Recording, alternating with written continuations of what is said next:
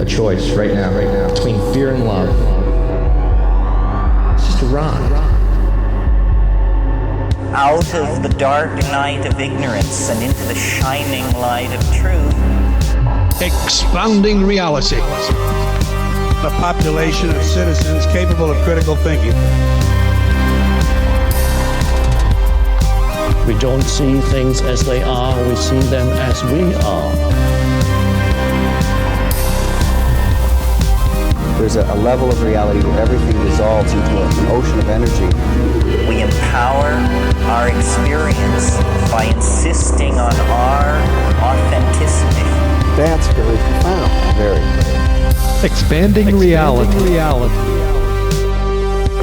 Welcome to Expanding Reality. I am your host, Brandon Thomas. On this incredibly cool episode, Wally Wagner Jr. joins us. Now, he is the author of 2 books, as well as the recipient of a UFO sighting in 2016, which is absolutely fascinating. Now, all the ways to find him, of course, his website and his books as well will be located down in the show notes. On this one, guys, we go from everything from the freedom of religion, from the truths not found in the Bible, to UFO talk and contact and disclosure and what that looks like. Wally is a fascinating dude. We hit it off right away. This is a brother that I'm talking to here and nothing less, and it's absolutely fascinating. So all the ways, of course, again, guys, to find him located in the show notes, all the ways to find us, how to support the mission, value for value system, our new website, the handbook, our book that we published over here, all of that located down in the show notes. Check that out as well. But in the meantime, and without any further ado, let's get to this incredibly cool conversation with Wally Wagner Jr. Welcoming to the show, we have, of course, Wally Wagner. Wally, how are you, brother? I'm doing quite well, Brandon. Thank you for having me. Dude, this is outstanding. I've got my coffee here. I've been very excited about this conversation with you. I've spent many hours with you this morning on my own time here, finding out that you and I have a ton of stuff in common that I hope for you to reveal for my audience with your introduction here. So if you don't mind, just let folks know who you are. I'm a country boy from West Virginia, born and raised in the small coal mining town of Logan, which is about an hour south of Charleston. And yes, I have mined coal before, underground. I've had a very varied background. I've been bank manager to water plant operator to farmer to international sales, phlebotomist, laboratory technician, just a bunch of different things. And I would always get tired of what I was doing and just jump to something else. So it's kind of like what we're going to talk about today, Brandon, varied subjects. I'm happily married. We have, my wife has one son. I claim him too. And we have a house cat by the name of Simon, who we rescued from the shelter. And he's the king of the house. I live in Bedford, Virginia now, which is in between Roanoke and Lynchburg. I'm within sight of the Peaks of Otter off of the Blue Ridge Parkway. And I am retired now. And as a result of my sighting back in 2016, I guess you would say I'm an author now. I've written 2 books and considering a 3rd one. So that pretty much brings you up to speed. That's outstanding. Well, I just founded a publishing house, so if you want to take a meeting, let's definitely do that before you publish. Awesome. I am super, super pumped about this. You and I, like I said, have a lot in common here, my friend. Both raised in the South, Southern boy as well, and both raised Baptist, Methodist, and that was a big thing. My mother did a remarried thing with the stepdad, awesome dude. He was Methodist, she was Baptist, so there was like this interesting integration with that even process and how silly those 2 things were. They still to this day actually are in disagreement over pre or post tribulation rapture. So correct. It's fascinating to me how that even there, which is fundamental, So anyway, it is just always interesting to come across other folks who have found that there are other answers outside the Bible, and that's something that you find. You find truths outside the Bible, which is definitely something I want to get into with you. So, of course, all of your works and all the ways to find your incredible website withinthegrasp.net and your Facebook and your books will all be linked below. You guys know how this works. Make sure that you check him out. My buddy Wally is incredibly cool. So let's show them just how cool. So what did religion get right in your mind before we just really launch in here? Very little. Overall, perhaps a belief in one supreme being. And that's pretty much where I stand with that now. I drank the Kool-Aid like so many other people. That may not be a good phrase to use, but I went in hook, line, sinker, rod, and reel for what I was being taught, and I believed it, and I lived it. And being raised, conservative Methodist, I was saved in a Methodist church back in 1973, March of 1973. And then moved to Virginia in 93 and became Southern Baptist, very stout Southern Baptist. And then morphed over back again to Methodist, where I've held about every position inside the Methodist Church. And morphed from there into what I am now, basically a spiritual being with no true affiliation with a mainstream church. I go to wherever I want, when I want. And it's been quite liberating, I must say. Yeah. Did that answer your question? It absolutely did. Now I'm just curious, was there ever a time right in between super spiritual and where you find yourself now, more comfortable, more grounded, and religion? Was there a time in between there where there was just a shuck of all of it? Was there an interim of, any atheism in there? Well, I wouldn't say atheism. You might say that based upon what I had been taught, but I've always felt that I've never been alone. And I still feel that now. I have a connection to a higher being. The question resides on just who or what is that higher being. When I wrote my first book back in around 2020, Crossing the Crevice, at that point in time, I was still accepting the biblical God or the Old Testament God as my God and my Father. Since then, Brandon, I have morphed into, there is no way that is my God. There's no way that could be considered God. The one murdering all the babies? Testament? You got it. You got it. Thousands. And this was murder. They weren't not indoctrinated. They weren't given other land to live on. They weren't imprisoned. They were killed in situ. Men, women, and children. And the one time they brought some women back, they were just used as mere chattel to the Israelites. But my God now is basically the New Testament God. And that's based upon what we're taught, that he is spirit, light, and love. Those three attributes, with love in spades.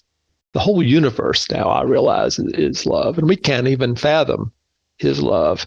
And his is even a misnomer, because God has no gender, just like you and I don't have a gender. We have a body which purports to be a gender, but who we are and what we are has no gender. And we're just like the Father. You and I, as well as our listeners, are sons and daughters of God. We're all sons and daughters of God. So I'm probably going to rattle a little bit, but seeing my craft back in 2016, the first thing I realized, I feel no evil. I've been taught, all these UFOs are from the dark side. And there's been so many books written on them and whatnot, that you don't believe in UFOs, you don't believe in ghosts. And even if you do see a UFO, I'm sure they're messengers from the dark side or from the devil. Well, I don't believe that anymore. No way. These crafts have been with us since before Jesus Christ, since the starting of this planet. These crafts have been here. And then not only with us, they've been with cultures around the world. We've made gods because of misunderstood technology. And these people did not fall from the sky. They all came in crafts, whether you lived in India, Tibet, China, Mexico, Peru,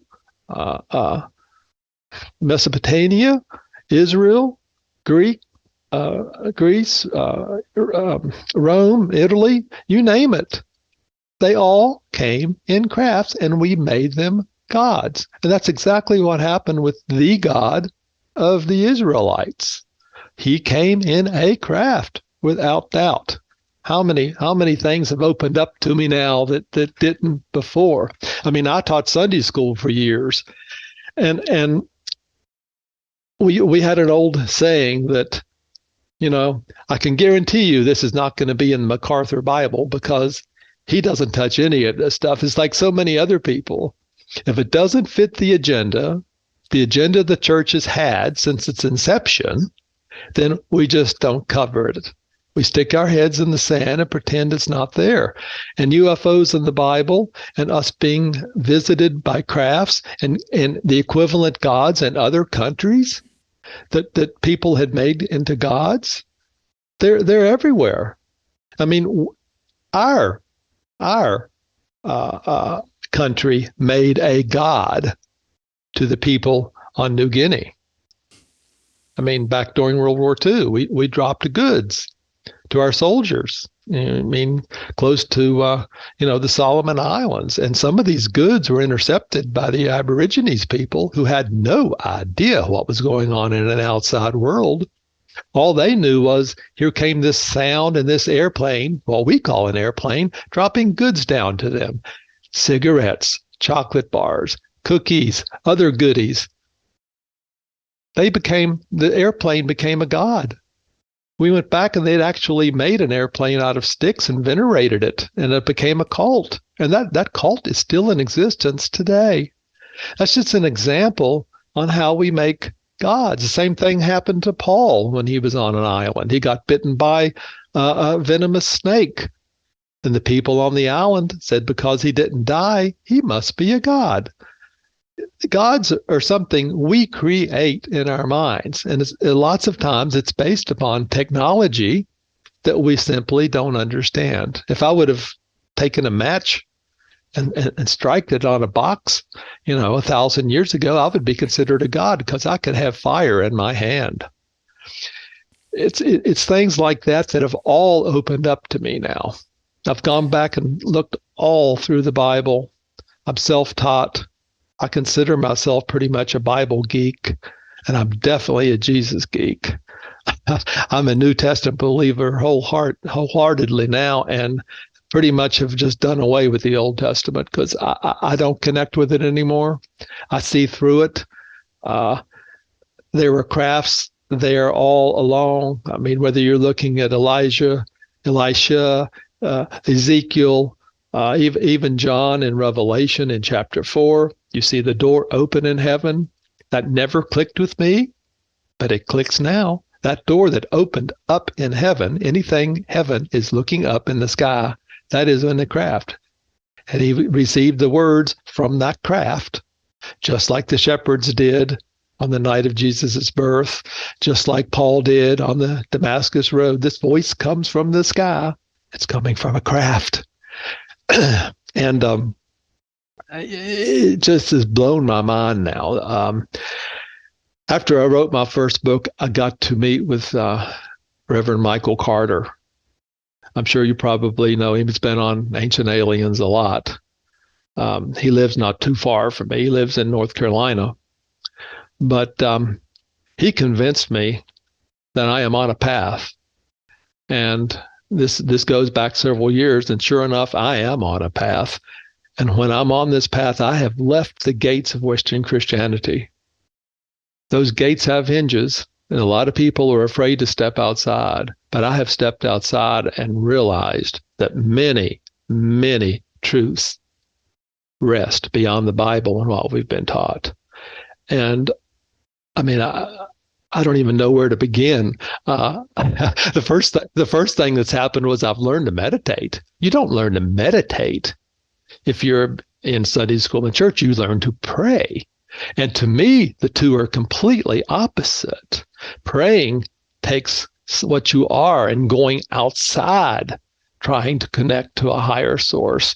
Meditation is taking what's out there and absorbing it into you, and you learn who you are and your place in the universe and what you're doing to help society and help your brothers and sisters. And you get, or I have gotten, all these new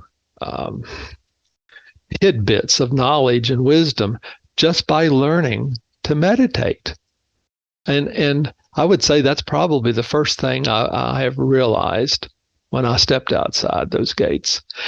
Now I'm going to take a breath. It's fascinating, and you cover so many things. It's so well articulated. It's sort of the what you experienced there was sort of the equivalent to spiritual Plato's allegory of the cave. You broke out, you sort of saw things from a new vantage point, and how do you go back into something like that and tell folks? You just don't, right? But there's hubris in that understanding. Yeah. I think it was Oliver Wendell Holmes who said, once the mind has been expanded, it never goes back to its original shape. And then Michael Carter gives a good one, that the finite will never understand the infinite. And those are two phrases that are going to stick, with me the rest of my life. That is so true. There's no way I can go back inside the gate and believe this. I hate to use the word minutia, but the agenda that I had been taught is no longer tasteful for me. I accept the brothers and sisters. I don't want to put anybody down. We're each on our own spiritual path. You have to find this stuff out for yourself. And I'm very, very cognizant of the fact that's where I came from. So, most of my friends are still in that realm. I still live in the Bible Belt, and a very conservative area. And, as it stands now, I don't have a church to go to. Nobody believes like I do.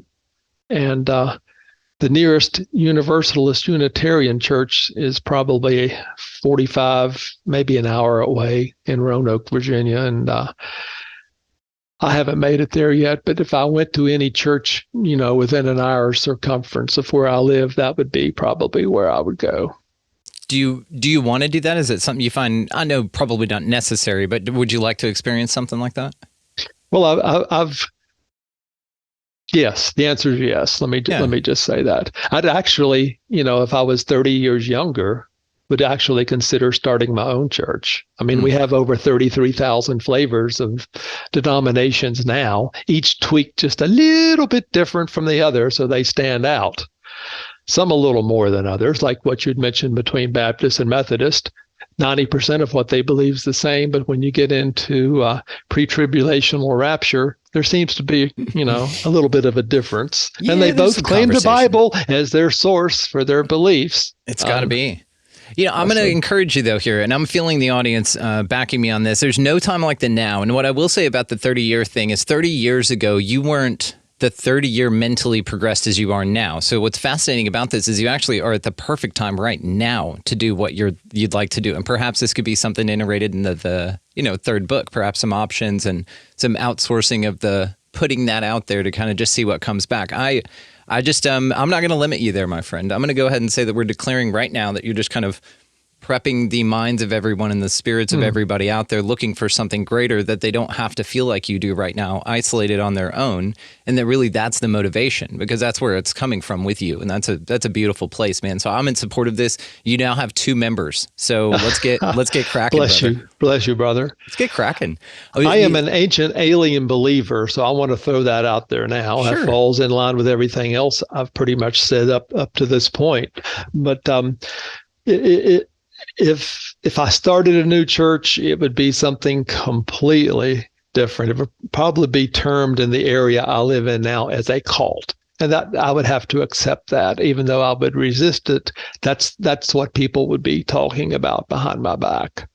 Who cares, because the message is true. And this is what's beautiful about people that talk like that, is that the truth always comes out. It stands the test of time with these kind of things. And you have this altruistic vibe. I can feel it in you already. Love is the truth. You've got it. And love permeates everything. Yeah. And you don't have to worry about their approach to your idea from the mindset that they were built in. That's the programming talking. That's not the real truth. The real truth is the inquisitive nature into it. The program is the one that tries to beat you down for it being so attractive and appealing to them on a really, really spiritual level that nothing else in this place that's manufactured and unauthentic can replace or take the place of.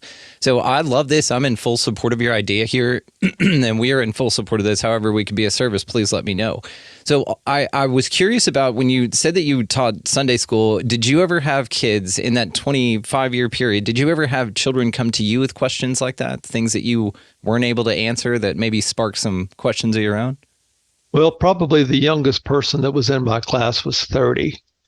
So I didn't teach children per se. But I've had people with questions because we would get off topic a lot. I would always bring up these questions when I was teaching, and everybody would start going to their reference books and whatnot, their concordances, and the answers, I don't know, 70% of the time were not there because there was no reference for that specific verse.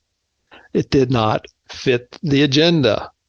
And, basically, the agenda has been one male God, only one male God, one life. You got to get it right now. And then when you die, it's an eternity in heaven where God wipes away your tears. That's the start to the finish. You got to be born, you got to be saved again, born again, baptized. You have this one life to live and only one life. You got to get it right and accept Jesus before you die, and then you're in heaven, with God wiping your tears away. And that is now so crazy to me that let me count the ways. Look at Dismas. He was to the right of Jesus, one of the three people that was on Golgotha for that day that they were on the crosses. He did not ask to be saved. He was not born again. We get the impression that he was just a common criminal. And yet Jesus said he would be in paradise with him that day. He wasn't baptized. So think about that for a second. Then think about Nicodemus. Here's a guy who yearned for Jesus's heart. He had to be born again. What if that born again is literal? Just like who was John the Baptist? Jesus said, I will tell you, if you can accept it, he was Elijah who was to come. That's who John the Baptist was. We have different bodies. We don't realize who we've been before, and we'll be somebody else later. And all this has come into fruition for me now when I've been on this path. There's no way that I was just created and I have this one life to live and I got to get it right. I have been alive many times before. I mean, I'm falling in line with Edgar Casey and a bunch of other people. I mean, I even have a birthmark on my thigh that I am convinced was either a bullet or an arrow from a previous life. Too many people have been through regressive hypnosis. And right here is a good book, which I resonate with a lot. It's written by Dr. Michael Newton. See if I can get that focused in here. Journey of Souls. Yeah. It's a case study of 29, all 29 that he did. They've all had previous lives. They all report in having a God. So when you sometimes think of these Indians or Aborigines people that are seeking a God or sometimes, looking for a God or a spiritual God, we all have gods. And this resonates with me so clearly now.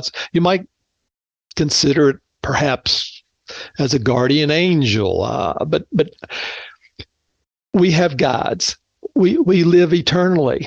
We don't understand that. We can't fathom the eternal part because it's infinite. When we die, we're still alive. And most people, and I put some of this in Within Grasp, my latest book, when I interviewed Reverend Barbara DeLong, she had I don't want to say a near-death experience, but rather a shared death experience that I would like to share with you and our audience right now. She had this close friend, and they both knew she was going to die because she had cancer. And one night at about 3:00 in the morning, Barbara was asleep in bed and she found herself in this dark tunnel. And lo and behold, in this dark tunnel was her friend. And they looked at each other rather astonishedly. And Barbara said to her, "Well, I guess you croaked." And the friend said back to her, "Well, I guess I did." And they're just standing there in this dark tunnel. And all of a sudden, from the distance comes a dog. And this dog comes up to both of them and starts licking them, literally licking them in the face and all over. And Barbara's friend says, "Well, this is such and such." I forget the dog's name now, but one of her previous dogs that she loved so much. And the friend told Barbara, "Well, I guess I need to be going." And Barbara said, "Well, I need to stay. I have other things to do here. I'm going to let you go." And she sees some of her relatives in the distance. And then her friend realizes she can move, and she takes off, down the tunnel towards her friends. And Barbara wakes up in bed about 15 minutes later, in her apartment, in her own bed, and she is covered in dog slobber. And dog slobber, if you have a dog, she has physical attributes of that experience. And later that morning, the doctor called her and said, "Your friend passed away." And Barbara said, "Yes, I know. It was about 3:00, wasn't it?" And he said, "Yes, how did you know that?" And she just said, "I was there." Now, that is so cool. God, and that is cool. Something not everybody experiences the tunnel, but most people do. And you realize that you can move. And some people have done this so many times before, they can move fast and they're instantly back in the spirit world with their God and their friends. You see, we all have friends in the spiritual world. They're not necessarily our family. There are other people who are on the same, I'm going to use the word level, because Enoch uses the word levels in heaven. They're on our same level. You might sit around at a picnic table and each of you share your experiences. And the cool thing about this is you experience what you have said and what you have done from the recipient standpoint, not from your standpoint, but you are allowed to experience from the recipient standpoint. If you say something with a little hook on the end, or say something you really didn't mean just by the inflection of your voice, you'll envision that and realize that for what it is from the recipient's standpoint. So you will learn everything you've done wrong, but you're not going to be punished for it. It's a learning situation. It's a learning situation. Our God is full of forgiveness. He's full of light. He's full of love. And it's a learning experience. And you will sit down with your friends. None of you have a sex. You're all sexless. You're a spiritual form. But you're intermingling, learning each other's strengths and weaknesses before you go back to another life. Now, how do you get to the point like Jesus? This is so much I've learned, and I know I'm rattling. No, you're but not. In You're the second perfect. part of John, which is so often overlooked, you hear the first part all the time at a funeral. You go to your father's house. If it wasn't so, I'd say there's many mansions in heaven and all that. But the second part of verse 14 says, "Because I go to the Father, I tell you this, you, meaning you and I, will be able to do miracles and works greater than what Jesus Christ did." And that for me now really resonates. We know Jesus was not a liar. We know, at least I know, no one that has done works anywhere close to what Jesus has done, let alone surpassing those. So he's either referring to another life later, or he's a liar. You're going to have to pick one. For me, it's another life later as we continually develop our soul. Our purpose here is to learn how to love and to develop our soul. Those are the two prime purposes. The first one is paramount. Learn how to love your brothers and sisters. That is so important, and that is what resonates with me so much now. We're all brothers, we're all sisters, we're all on our own spiritual paths. We all have weaknesses. We all have some strengths, but none of us are on the same level as Jesus. We have more lives in front of us with more learning to do. And I have been asked, Brandon, well, how do you know when you're, ready to ascend or ready to be like Jesus?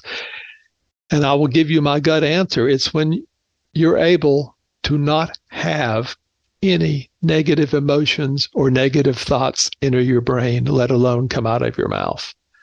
And I can't think of anybody who's, in that realm here on earth right now. There may be some, but I can't think of any. So these are some of the things I have learned along the way. Yeah, and even that concept is so challenging because even Jesus flipped over the tables with the bankers, even he got a little twisted. And even that's like the benchmark, right? So it seems like when inhabiting this body, what this physical experience offers is the range of emotions offered to anyone that inhabits this physical realm, including getting twisted at some dumb bankers and flipping their tables over, right? But it's, a point that, is passionately made, and passion is part of that. And it can be misconstrued as, any number of things, and all that's subjective. But I think it's very interesting, the whole concept. So let me ask you this. Do you think that I also love the picture that you painted of, I just, for some reason, you gave me this mental picture of going life to life to life, sort of like our death and rebirth is just like a water station in the middle of a marathon, like when you're taking that quick breather break, you're like, okay, and I've still got more to go, we're not done. But that leg of the journey, is just a lifetime for us, but there's still so much more to go. And I'm grateful that you brought up Dr. Newton's work. Journey of Souls was my second book to go through this year, and I loved it. My wife read it last year. She's on Destiny of Souls now, and I'm going to get it right behind the book I've got now. Yeah, I'm on my 5th book for the year.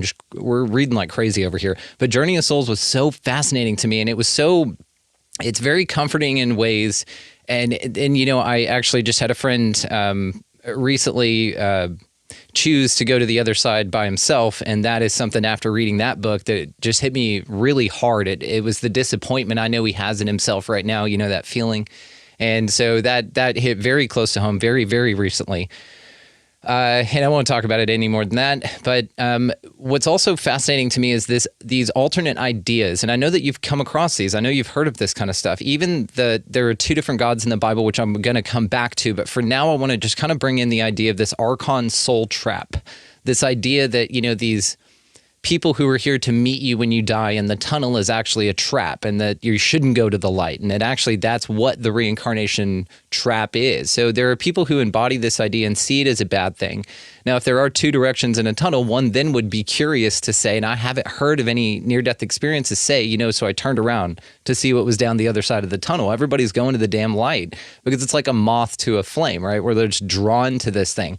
But again, could that in your mind be a possibility that there's sort of an apprehension of souls here?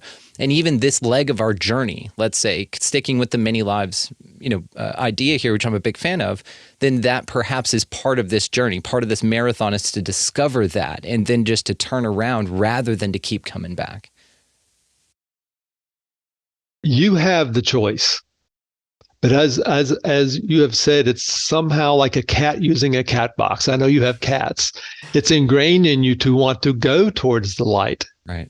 Because you're in darkness, and you and I are creatures of the light. It just seems like in your DNA to want to head towards the light. But I've thought about this a lot, and what I'm going to say is what resonates with me. In the past, I wasn't sure I believed in ghosts. I do believe in ghosts now. Ghosts are people in their spiritual bodies or spiritual realm who have not gone towards the light. They're stuck in the tunnel. They may not realize they can move. They may not want to move. They may feel that they have unfinished business here on earth or need to finish something with somebody, and are just not ready to go, nor do they want to go. And I think that, for me, is what constitutes a ghost now. Yes, if you go towards the light, you will most likely be reincarnated.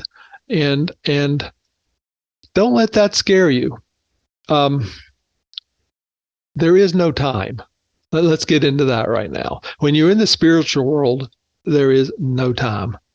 Time only exists for us here now on this planet. It's a human construct. When you're in the spiritual world, it may only be, I don't know, minutes, where it could be days, years down here or in this world. But it's just a huge difference.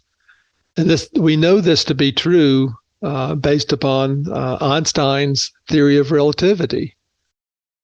The faster you go, the slower time becomes.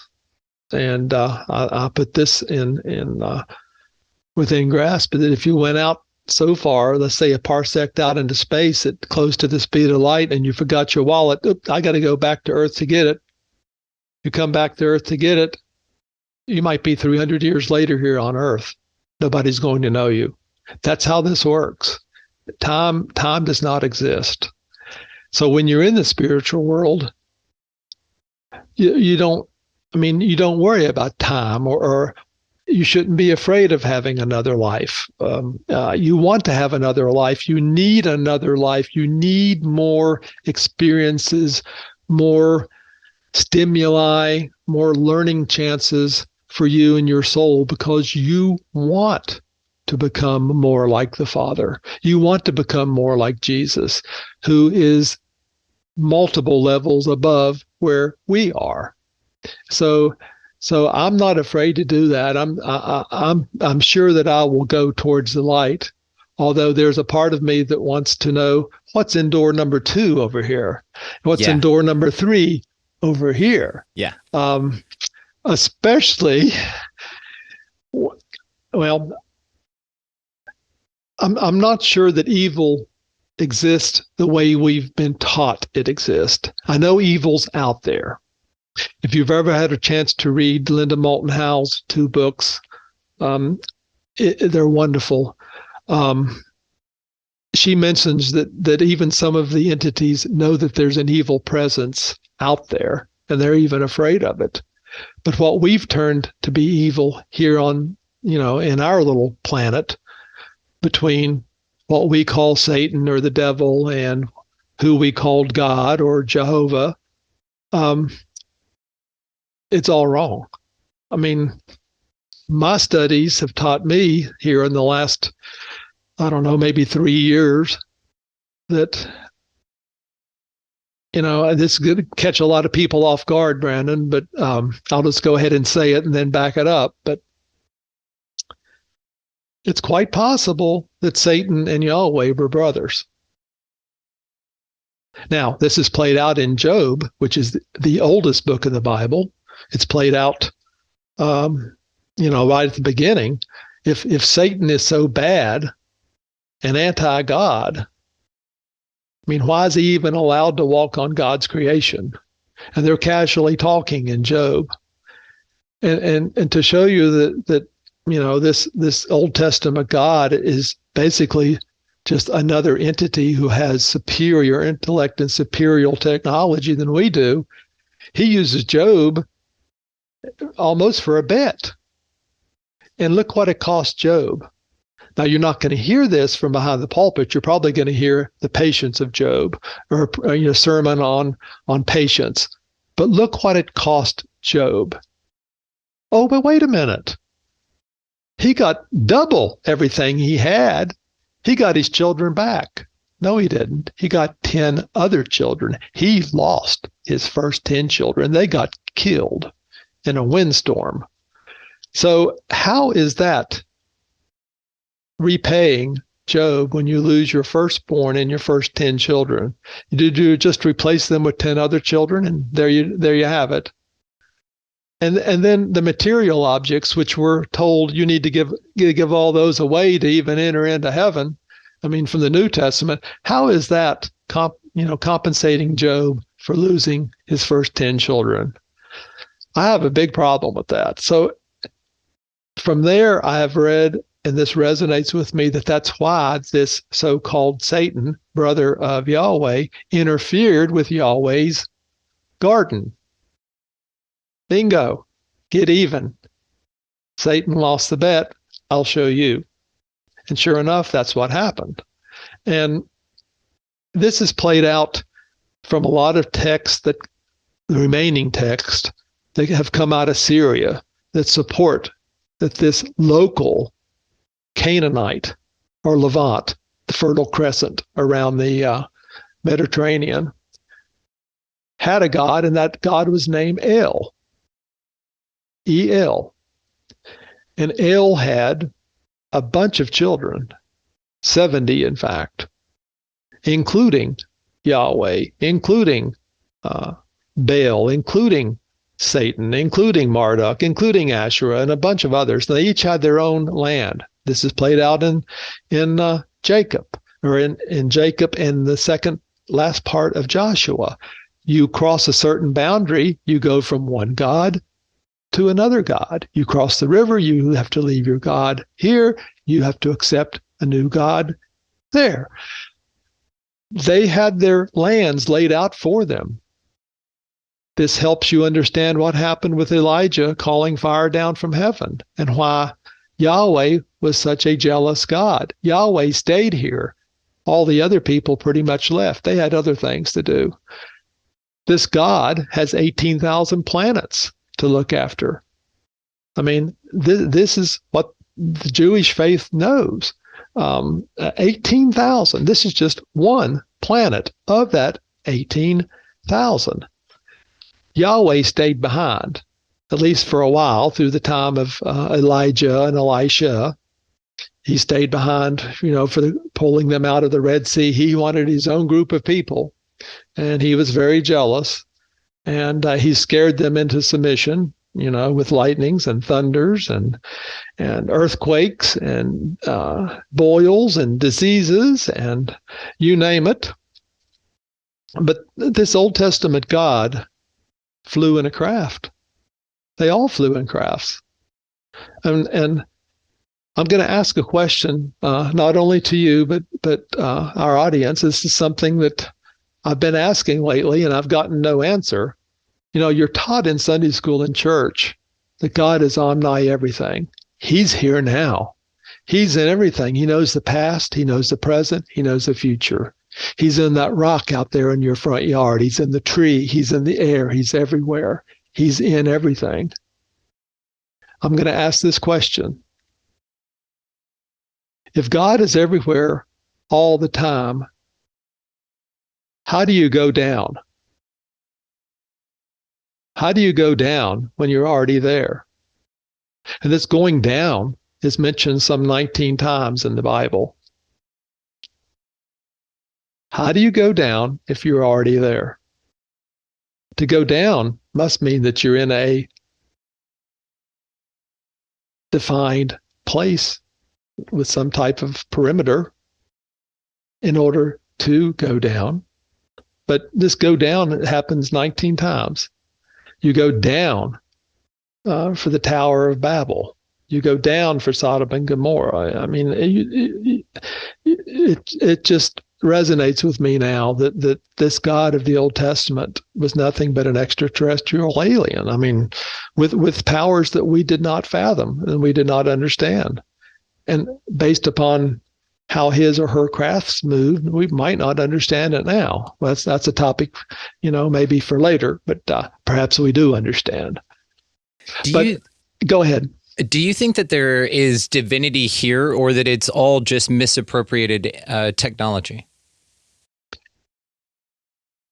That's a good question. You've thought that one out, haven't you? Just came to me. Do I think there's divinity here? I think there's a connection here. That connection may be what we construe as angels. That connection may be what we construe as the Holy Spirit. But I do not believe that God or Jesus is here now based upon John 14. God is away, and Jesus had to go to the Father.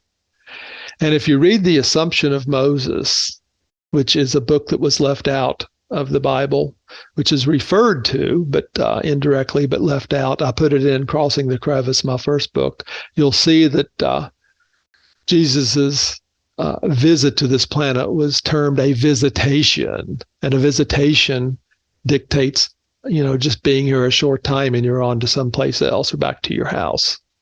Yeah, like a short little stint of divinity and then out, which still could be technology, just like you mentioned the cargo cults earlier, and I'm grateful that you did. Now, I am curious why nobody's told those poor bastards that it's just airplanes and been able to kind of let them know what the truth was after that long a time.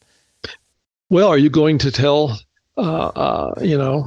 I guess it's the same reason that nobody can tell me that Jesus isn't the Son of God. That's fair. I mean, there's things that's programmed in you that you're initially not ready to accept, but if you keep getting stimuli and keep being able to see what you see and understand what you see, maybe those thoughts will change. I know that's what happened, for me. Right. These changes didn't happen overnight. I had a catalyst seeing my craft back in 2016, and that slowly started, getting the ball to roll. I started connecting back to Chariots of the Gods, a book I could not put down back in the 70s. And I'm saying, man, this guy was on. He was just way ahead of his time, but he was dead on. Oh, Von Daniken, it's back there right next to Journey of the Souls, by the way, right up there. I've got it behind me too. Yes, sir. One more thing before we move on to your, because I absolutely want to talk about your encounter. I'm just curious about your philosophy on this, that let's say even from your own journey here, which I also really wanted to bring up with this as well. It seems here that part of our learning, part of the lessons here is to break out of established systems that no longer serve us once we get to that level, right? Some people repeat the third grade because they need to, and that's okay. But for some people, for a good majority rather, it's not value dependent, they can move on to the next one and don't need to repeat the same lesson. So you have moved on from the idea of the Old Testament God, absolutely, and I can see why, because they do. And again, that is absolutely another conversation that I will absolutely have you back on for. There's a whole nother thing I want to talk to you about on that. But sticking here, then there does seem to be this juxtaposition from where you were to where you are now, and it took a few levels of breaking through belief systems to get there, subscribing to, figuring out, and then moving on.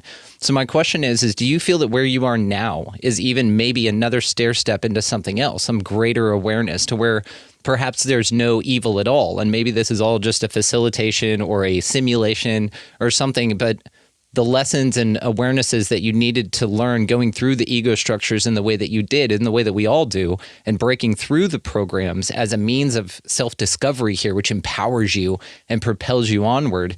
Do you feel that there are still more discoveries like that left for you, or are you pretty happy with where you're at?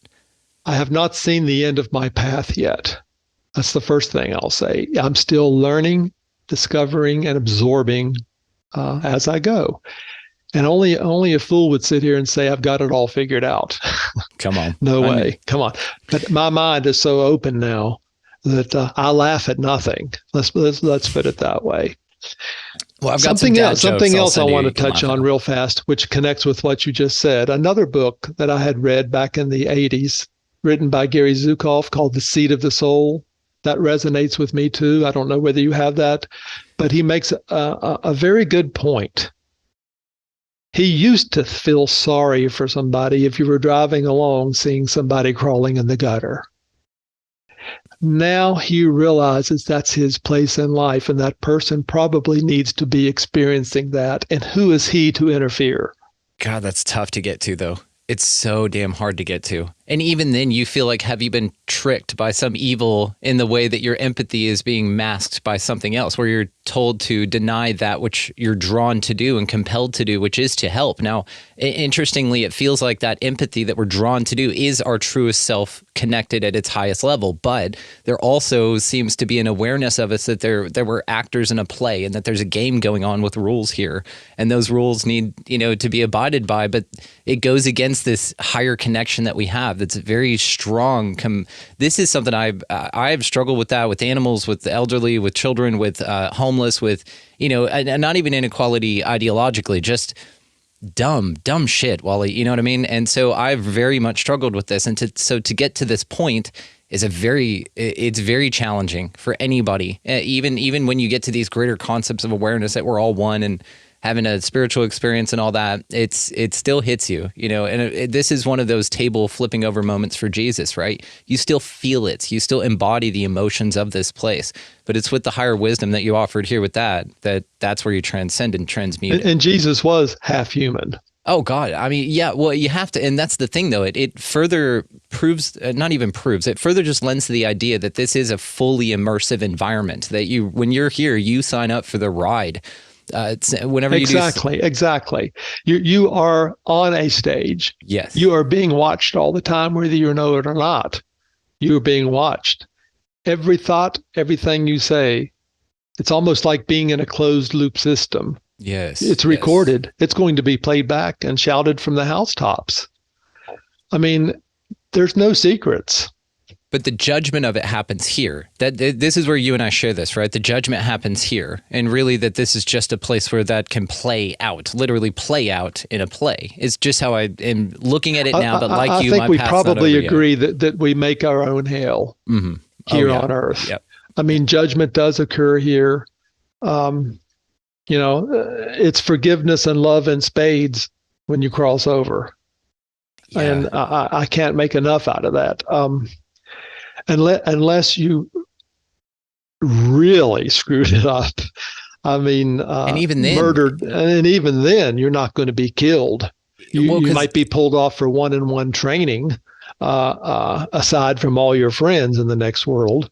But we all live eternally because we're spiritual. That's something that needs to be ingrained in us all.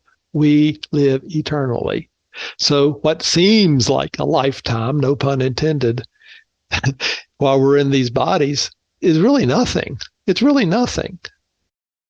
I mean, you've been in other bodies before, and who's to say you're going to be in a human body in the next experience? If there's one God of the universe, which I subscribe to this, one spiritual entity, almost like a ball of plasmatic energy, for lack of a better term, that's neither male nor female, that exists in light and all kinds of love and in spirit only, then we have brothers and sisters throughout the universe. If you look at it that way, if there's only this one entity, this one supreme being, then anything alive has to be, I would assume, a brother or sister of us. And that's a hard concept for some people, to understand. Another hard concept is, I know you and I share that we have cats, but I've come to realize my cat has a spirit also. He has a personality and a spirit. Who's to say that he's just multiple levels below you and me? And you are his God. Cats are a fun one. I don't know. I think that they're the other way around. I think they're babysitting us. Cats, I've heard, a lot of people say that they're connected to Lyrans, and Lyrans are like these 77th dimensional beings, and who knows how this information's come about, but it's so much fun to think about and talk about. But we always talk about this as well. And a question I had for you was about the Akashic readings, but I had a great friend of mine, Rachel Horton White, come on, and she read my Akashic readings, and we jumped in there and found a bunch of interesting stuff. And so I want to talk to you about that. Sure. But in there, she said, you were once a Lyran. You were once part of this Lyran lineage. And I'm like, yeah, my cats think I'm super awesome. So I get it.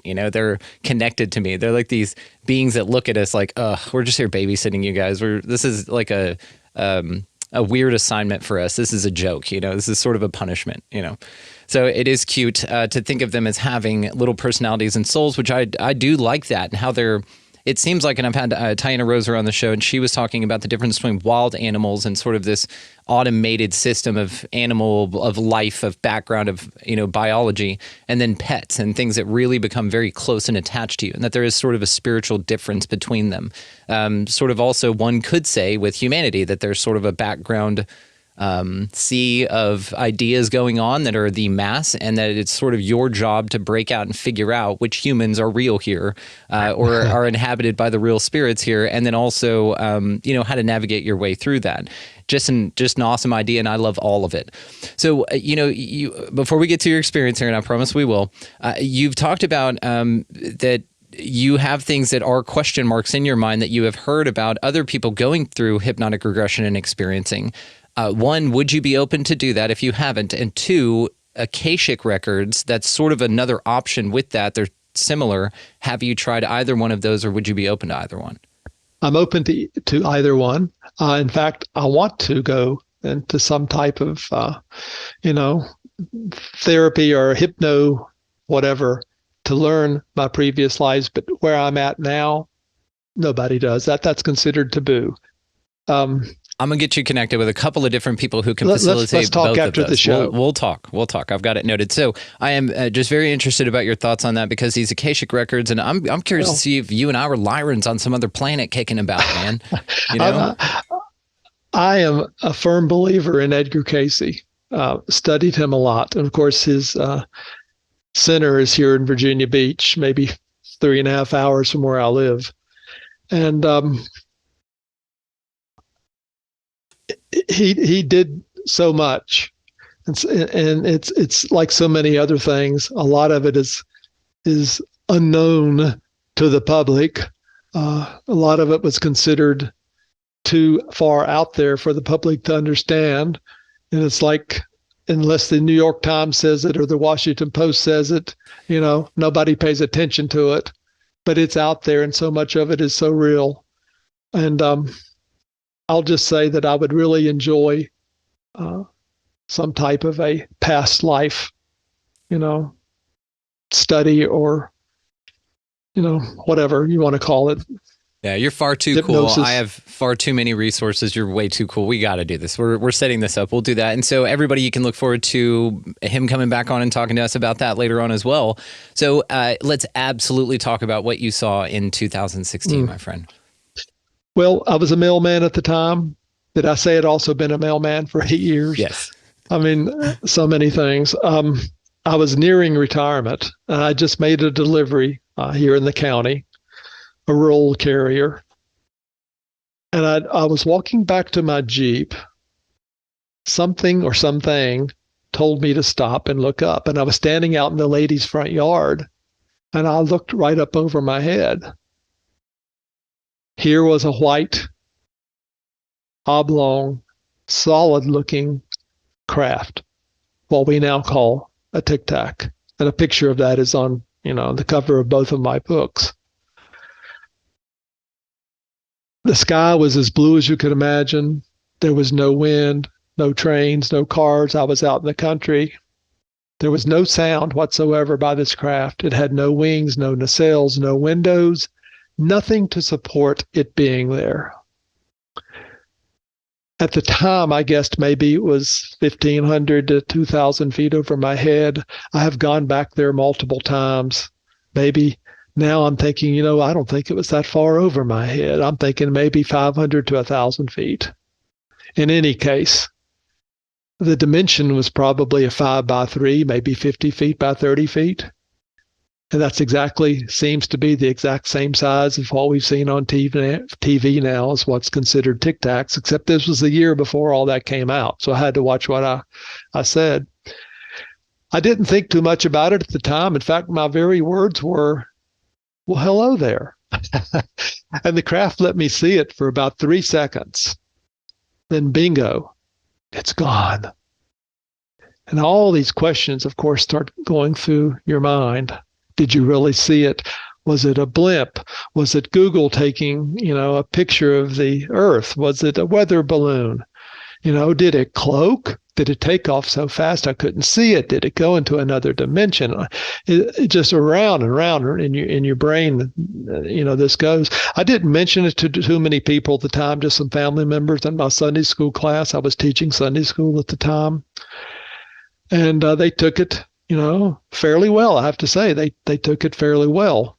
And it happened at about the time our organist saw a craft here in this county too, that she let the cat out of the bag that she had seen. So, I think we've reached the point where people don't laugh anymore or consider you wacko. We've progressed from the 50s to the day the earth stood still to where we're at now. You might have Star Wars and a lot of the TV stuff to attribute that to. But it's okay to talk about now. I'm not considered crazy. Anyway, I pretty much considered that it cloaked, that it was there all the time. Maybe it was a malfunction, or that it wanted me to see it, or that it needed to become uncloaked to take a picture, to do whatever it's needed to do, and then go back to being cloaked again. There are those that would say that it wanted me to see it because maybe they knew I would write a book, maybe it would change me, and maybe I would convince 1,000 people out in society to have more open minds. Maybe they knew that. I don't know. Maybe it was some type of telepathy with me. Something did have me stop and look up, which was kind of atypical because you're always in a hurry to get back to the post office to meet the truck, or you'll be late and you don't want that to happen. So you're always in a hurry. But I stopped and looked up for whatever reason, and it was there. As time went on, the following year, my mom, was diagnosed with stage 4 cancer and died. So that whole following year was pretty much shot. But after that, the Tic-Tac was on TV, the Clippets, and, from the Nimitz and all that. So I decided, I'm going to have to delve into this. And I used it as a catalyst. I backed up and went completely through the Bible, started reading extracurricular stuff. And I have come to realize that virtually everything we've been taught is the same thing that everybody's been taught since the church was created. And the church was created on a fallacy, the fallacy being one male God, one lifetime to get it correct, and that you have to accept Jesus Christ as your Lord and Savior, and be baptized and be born again, and publicly confess that you've accepted him, and all that to get to heaven. And that's not right at all. And I have come to realize that. And now I've realized that what I saw is the same thing that Ezekiel saw. It's the same thing that Paul saw. The same thing that Elijah saw. The same thing that John in Revelation saw. It's a craft in heaven. A craft in heaven. Anything up is heaven. And I've realized that these crafts are all throughout the Bible, but they're never covered in Sunday school. They're never covered from behind the pulpit. It does not fit the agenda at all. And I'll tell you what else doesn't fit the agenda. Female gods. Let's talk about El again. This is often overlooked. But Jacob makes an altar to El in Joshua, or actually it's Genesis 35, I think. He makes an altar to El, and he calls it the house of God. This is after the night he wrestled. He didn't make it to Yahweh. He made it to El. And El stands for the house of God. And all around the Levant, we're talking about, Iraq, we're talking about Egypt, we're talking about Syria, Lebanon. Multiple towns and cities have the word El in them. El such and such, or something, a name that ends in -El. It all comes from this because El controlled that area. El was the chief god. It wasn't Yahweh, it was El, E-L. Now, there's another train of thought that says, well, El may be short for Elohim, and that's okay with me. I can accept it either way. Elohim was mentioned over 2,500 times in the Bible, in the original Bible, Hebrew. But it's not mentioned at all now. You know why? Because it's plural, and it's plural meaning both male and female. Asherah was a female god. Asherah was either the wife of El or the consort of Yahweh. Wherever Yahweh went, he had someone with him, a female. Asherah was venerated by the Israelites. Way too many artifacts and statuettes have been found back during the time of Solomon's temple in Rehoboam. We know that Asherah was the queen of heaven, and she was venerated often by a pole, a stick, or the symbol that we may consider the medical symbol with a snake around it. That's who Asherah was. She was considered a god too. But guess what? It was a one-male scenario when the church was constructed.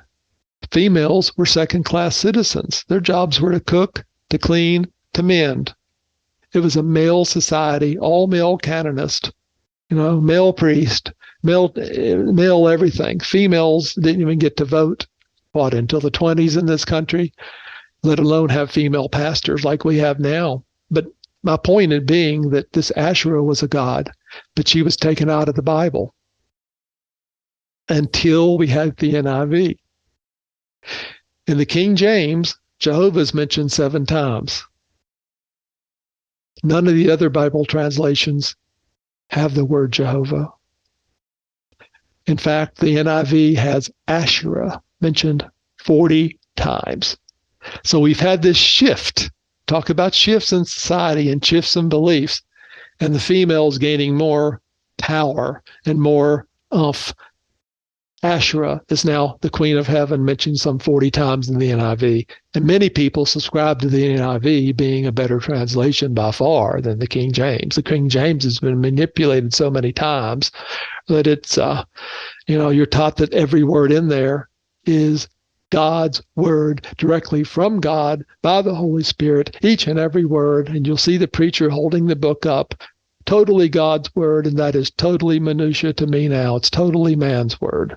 Totally man's word. Nobody went around with Jesus writing down everything he said and questioning him so they had it right. Even if they did write it down, we wouldn't have it now. We only have one extant writing now, possibly a piece of a parchment in the bottom of the Vatican. That's all we have. But this stuff wasn't even discussed and brought to the table until hundreds of years after Christ died. Now you think about playing the little game in grade school where you start something with one chair and wait till it gets 30 chairs later. Who knows what you're going to get? Telephone. But you have all this tied together, and we're to believe that each and every word is from God, and it's not. It fits a pre-planned agenda to bring power to the church.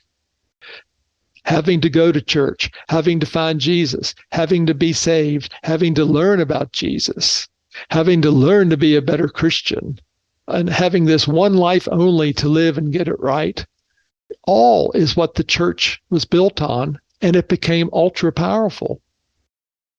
It became the source of power all through the Dark Ages, the Middle Ages, right up to the Protestant Reformation. And you know what happens with power? Too much power causes corruption and greed.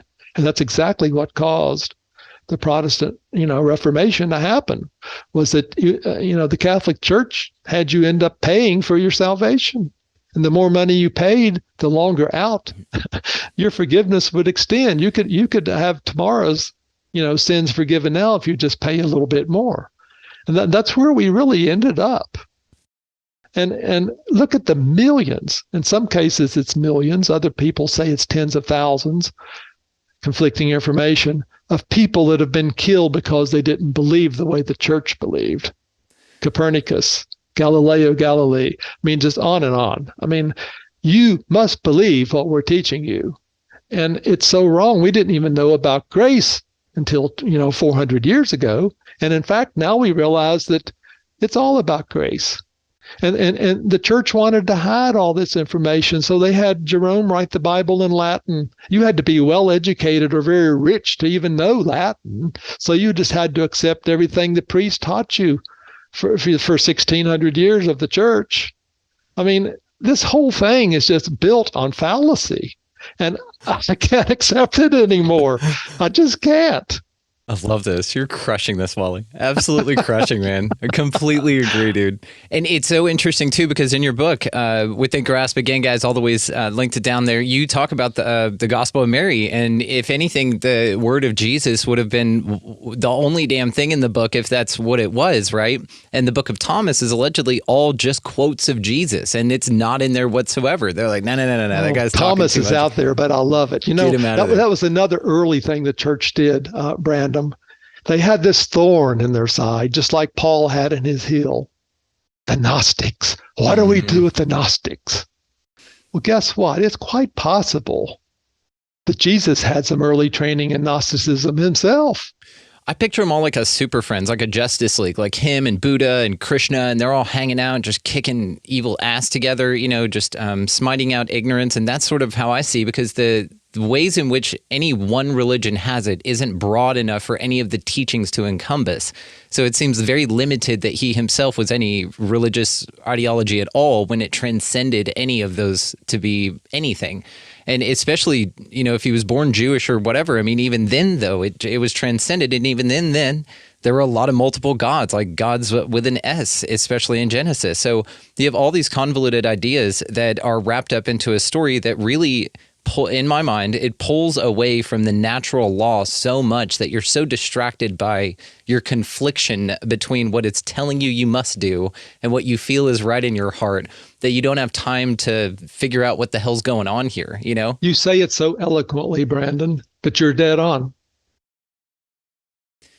But this is back to what we talked about your discovery. And I think that this is why things like that exist here, is for you to break out of, because that personal empowerment of figuring out against all odds stacked against you, you know, we're talking like you and I, it's my mom and dad, it's my family, you know, it's all the people I grew up with. All those people really bought into this. And even when the pastor, and I'll never forget this, man, sat there and held that book up just like what you described. And I just get chills thinking about it, and sat there and told everyone as an expert on this book that it was the only book in existence that could claim that it never contradicted itself, not once.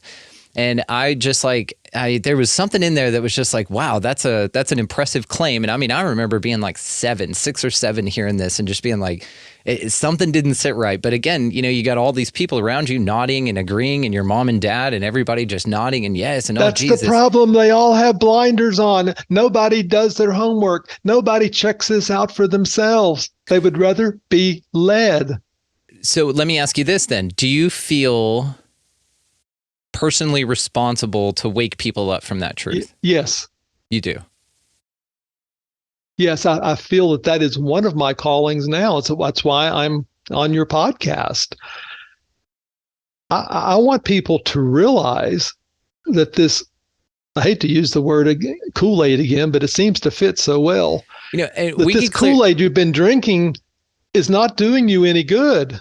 I think it was Flavor Aid that Jim Jeffries or Jim Johnson, what was his name? The dude who murdered everybody? The fella in Guyana. Jim Jones. Jim Jones. Thank you. Jim Jones used Flavor Aid, not Kool-Aid anyway. So it's fine. You can use all the Kool-Aid references you'd like. It's all good.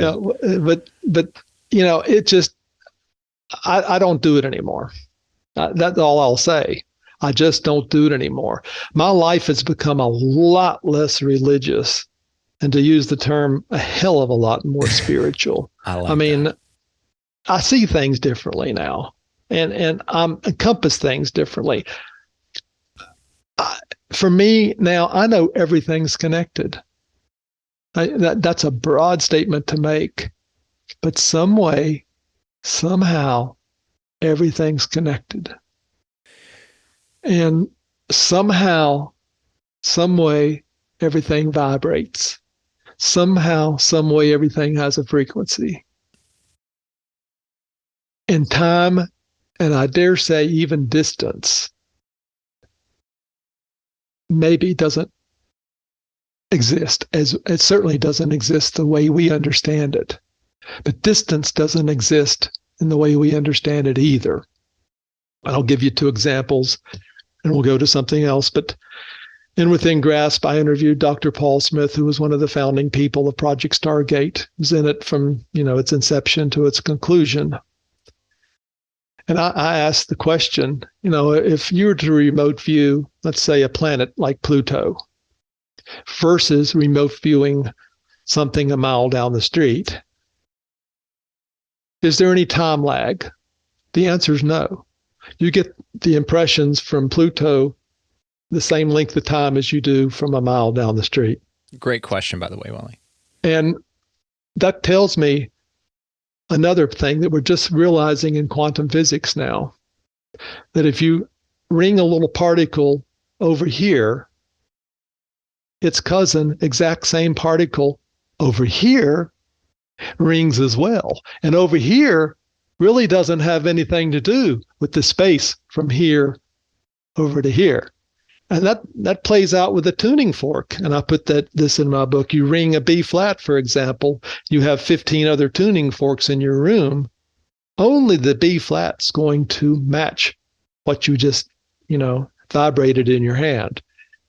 They match each other. And that is so cool. You can draw so much from that this time and space thing, we've got a lot to learn. At least us regular people. I'm convinced there's some people in our government that have already been exposed to this. That's another topic for another time. We're talking secret government. But, lizard turds. We have a t-shirt for it. You guys check the show notes below for the lizard turds t-shirt that's representative of our governments. Not all lizard people are turds. There's just some that are lizard turds, and they are running our government probably. So oh boy. Whenever you look at the analogies, like you just talked about, how to piss off Albert Einstein, the spooky action at a distance. I love that, by the way. That sort of thing, and a phenomenal question, because this idea of distance and time is something, like you said, only relative from our perspective, which I also find very interesting as well. Then, one thing I really wanted to ask you here was how do we go into the box of religion, hearing that God's everything and that there's nothing separate from God, but hearing in the very next sentence, or perhaps even linked together in the same sentence with a but, you're separate from God and you need to come through me to get it. Like, how does that disconnect happen? It's just a belief from the first part of the sentence to the second, because they're two completely different ideas. We go from this God's everything, and then because then you look around and you go, okay, well then Jesus and perhaps Satan were, let's say, brothers. Let's just anthropomorphize them, even Enlil and Enki, something like this, even the Gemini twins. And so there's a lot of references astrotheologically that tie into this as well that could just be, it's just a bunch of stories about constellations, And so even that perspective is fascinating.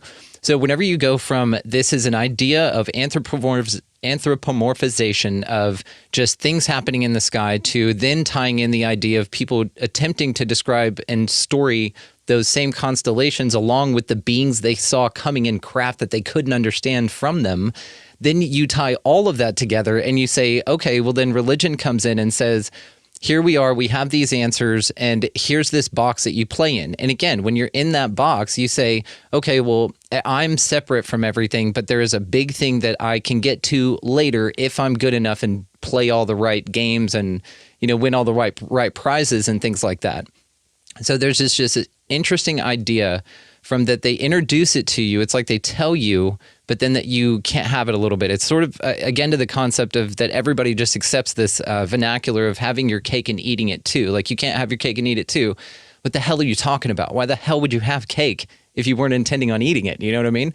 So there's this idea of this separation right in front of you. And you have, of course, broken out of this. And I think it's fascinating the work that you do, especially with giving people your truth on this, having come from the background you have, having read the text that you have and applied it to so many different ideologies and methods of ways of approaching this conversation.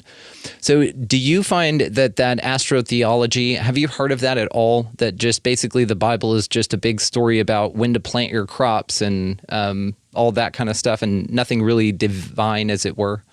I've only heard about it. I really haven't studied it. I do know that basically everything was based upon the stars back then, constellations, movements of the stars and whatnot. Even the night that Abraham was born, or Abram, people saw stars move.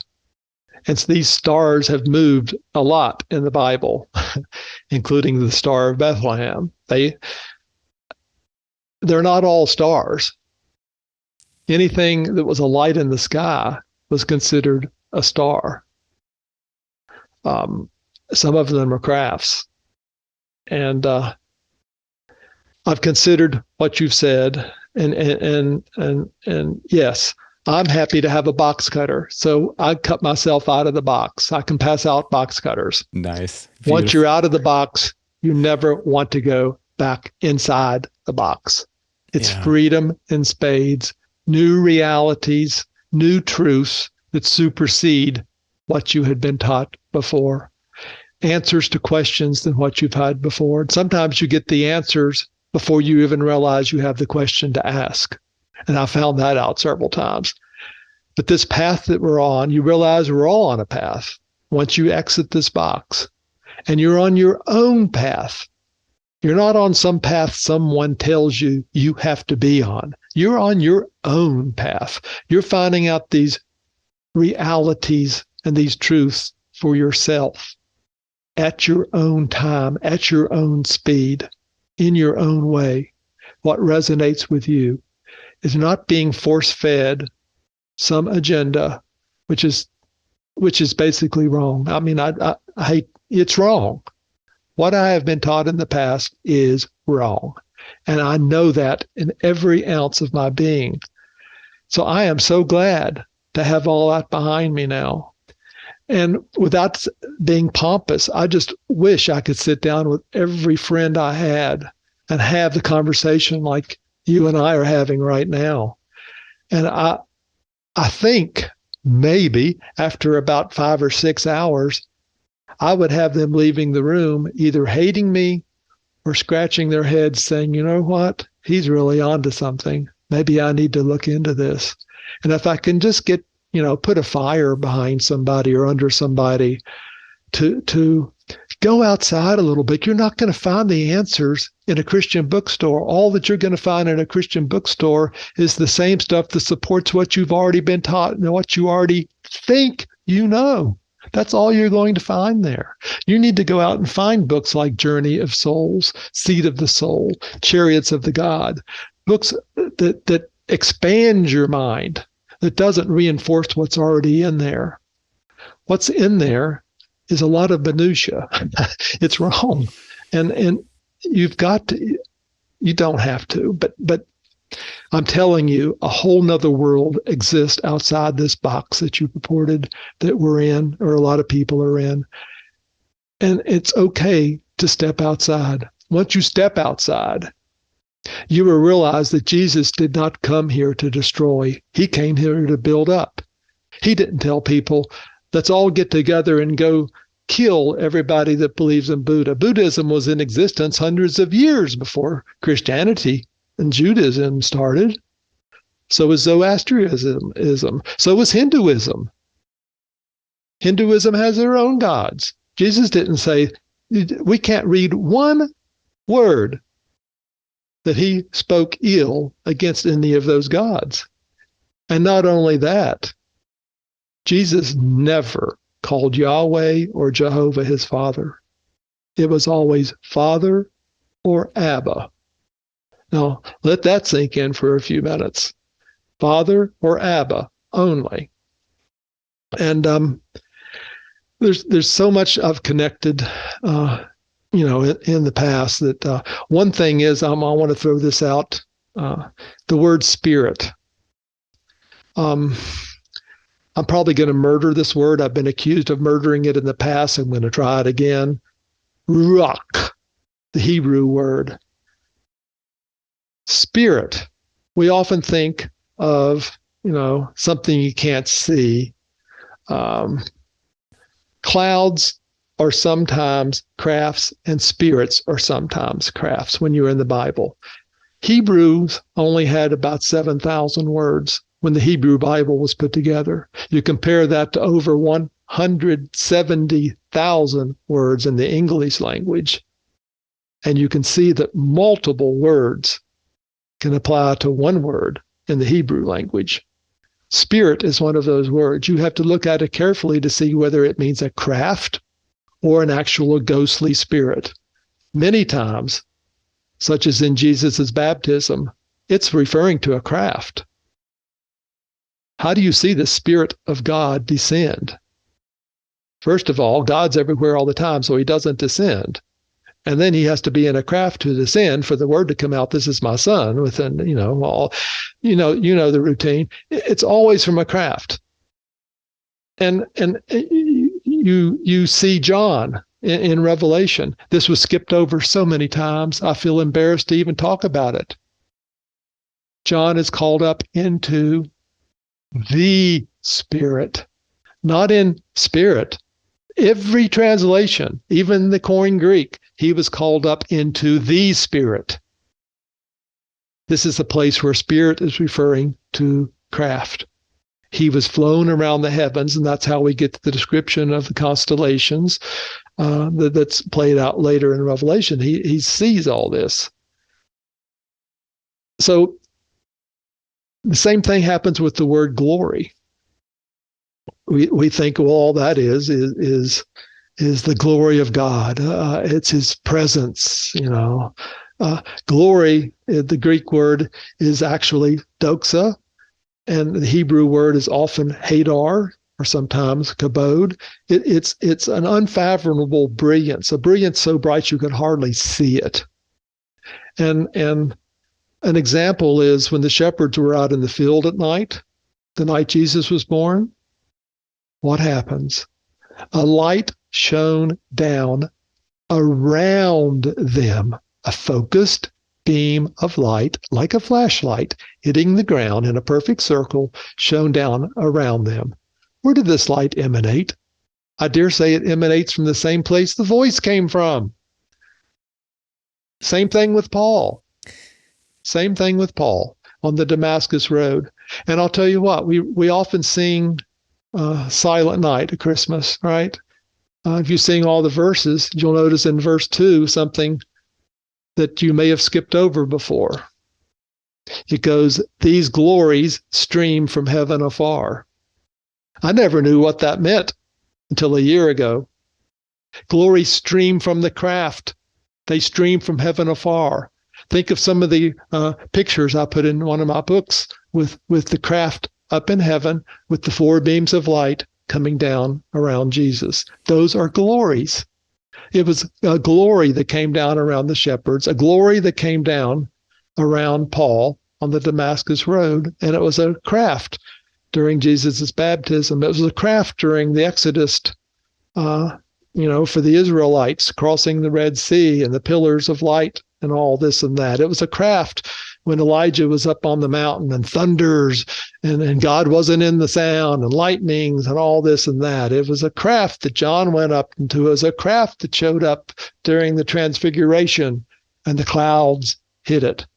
The clouds often hide the craft.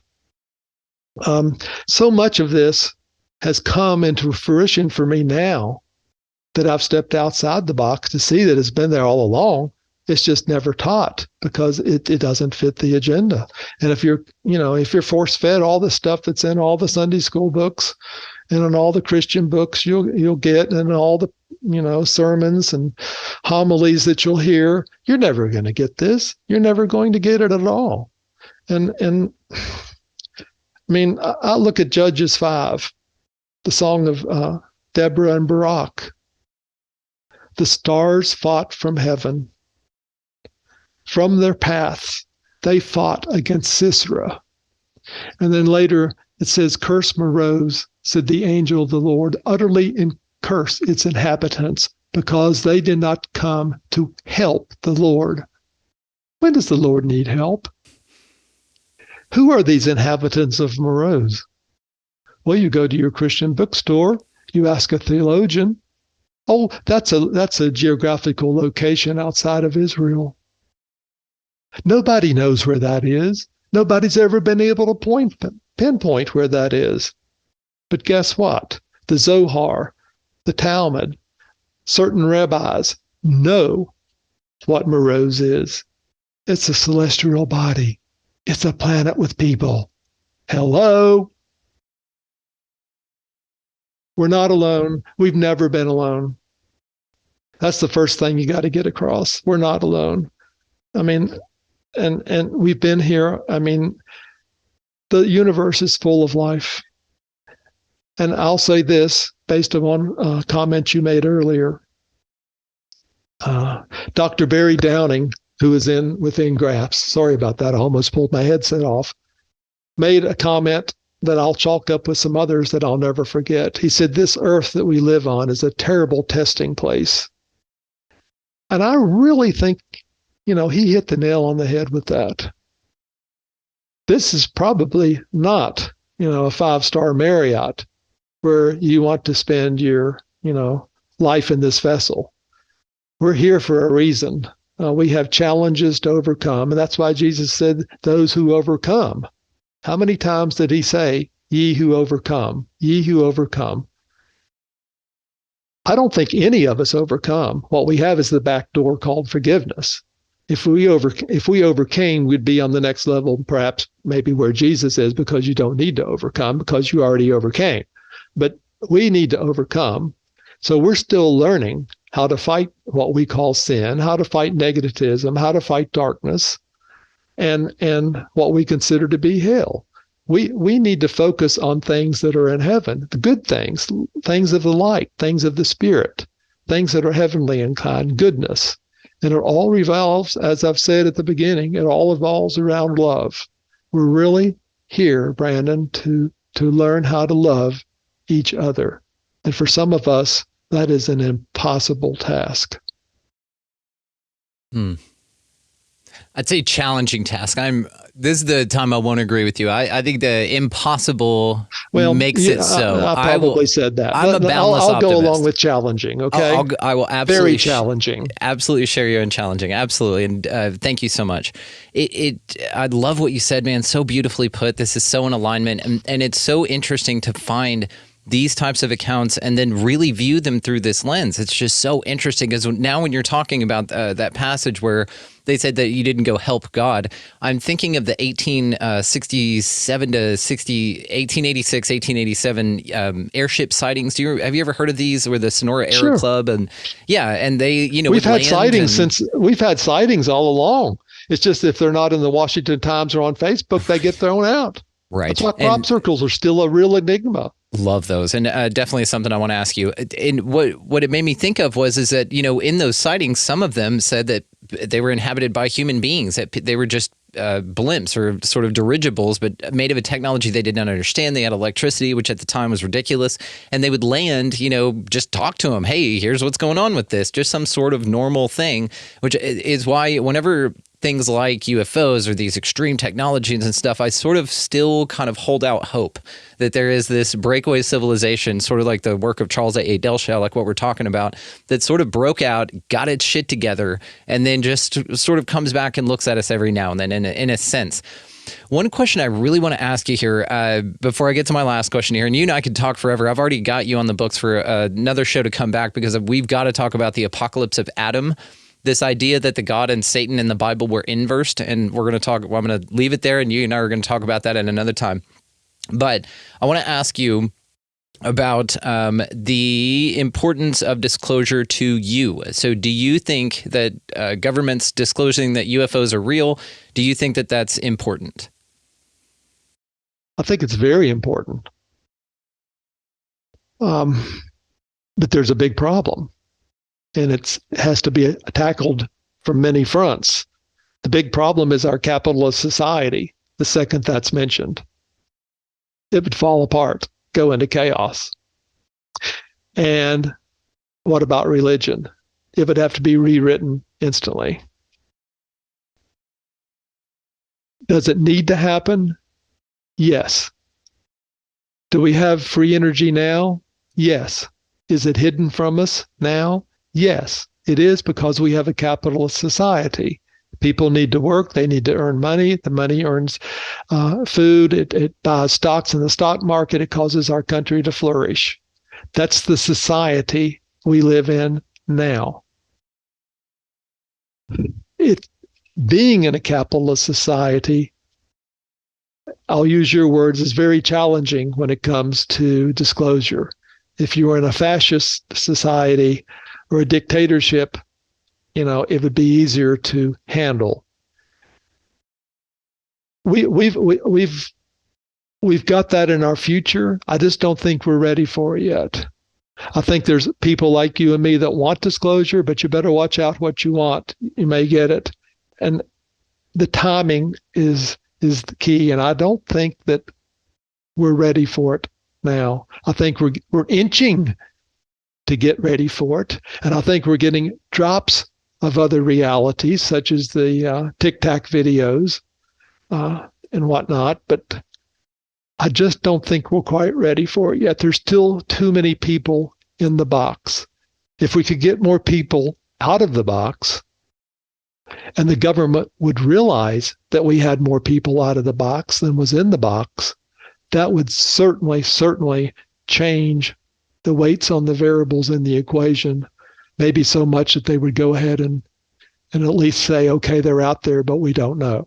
I mean, we can't even get the response that they're out there from our government. It's quite, closed lip, and it has been,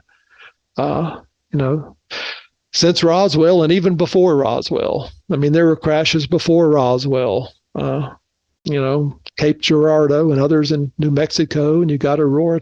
We've had crashes before. It just has to be something that is stuck on the wall before it becomes a continued topic of interest. And we owe Roswell basically to Stan Freeman for him disclosing it and bringing a lot of it to light, and that we've come to realize that it's really true. And I'm also a supporter of, now his name escapes me, the fellow that took Phil Knapp with him out there to see Bob Lazar. That's what I'm trying to say. Yeah. That actually knew when he would see a craft, and he took Phil Knapp with him, and they did see the craft. And we owed to Bob to inform us about element 115, which was at the time called unpentium, which is now called moscovium. Get a load of that after Moscow. But he knew about that long before. So you've got to give him credit, regardless of how people try to tear him down. But I'm a strong supporter that we may already be out there. Now, was it a breakaway from one of our previous big incarnations, Atlantis, Mu, Lemuria? I don't know. But I think we could be out there within the last 100 years. I think we've already walked on Mars. I think we already have people far out into space. And I'll base that upon multiple things. Some of the stuff our astronauts have said, some of the stuff Ben Rich has said in the past, who used to run Lockheed Skunk Works, that we've already been to the stars. We've already taken ET home. There was a mistake in the equation, but we have it figured out now. You just don't say those things. He said that roughly about a year before he died. And some of the other things that people have said, including some people at Roswell, on their deathbed when they have nothing to lose, it's quite possible we're already out there. And you think we just created this Space Force, that Donald Trump created this Space Force, that it's nothing but a farce. It's writing on the wall. We've already been out there. This is just taking some of the pressure off them to have a front now to say we have a Space Force. Where do you think all the trillions of dollars have gone in the black budgets? We can't trace it. Totally, the Pentagon is unaccountable and has been. And I really think we're out there. And we have been out there, and I actually believe in, the Magic 12 and all that, Project Magic. I know for a fact that our president only has a mid-grade security clearance. Everybody thinks, well, the president knows everything. The president, and especially the one we have now, I hate to say that, but only knows what he's told to tell. I mean, there are multiple levels of clearance above the president's.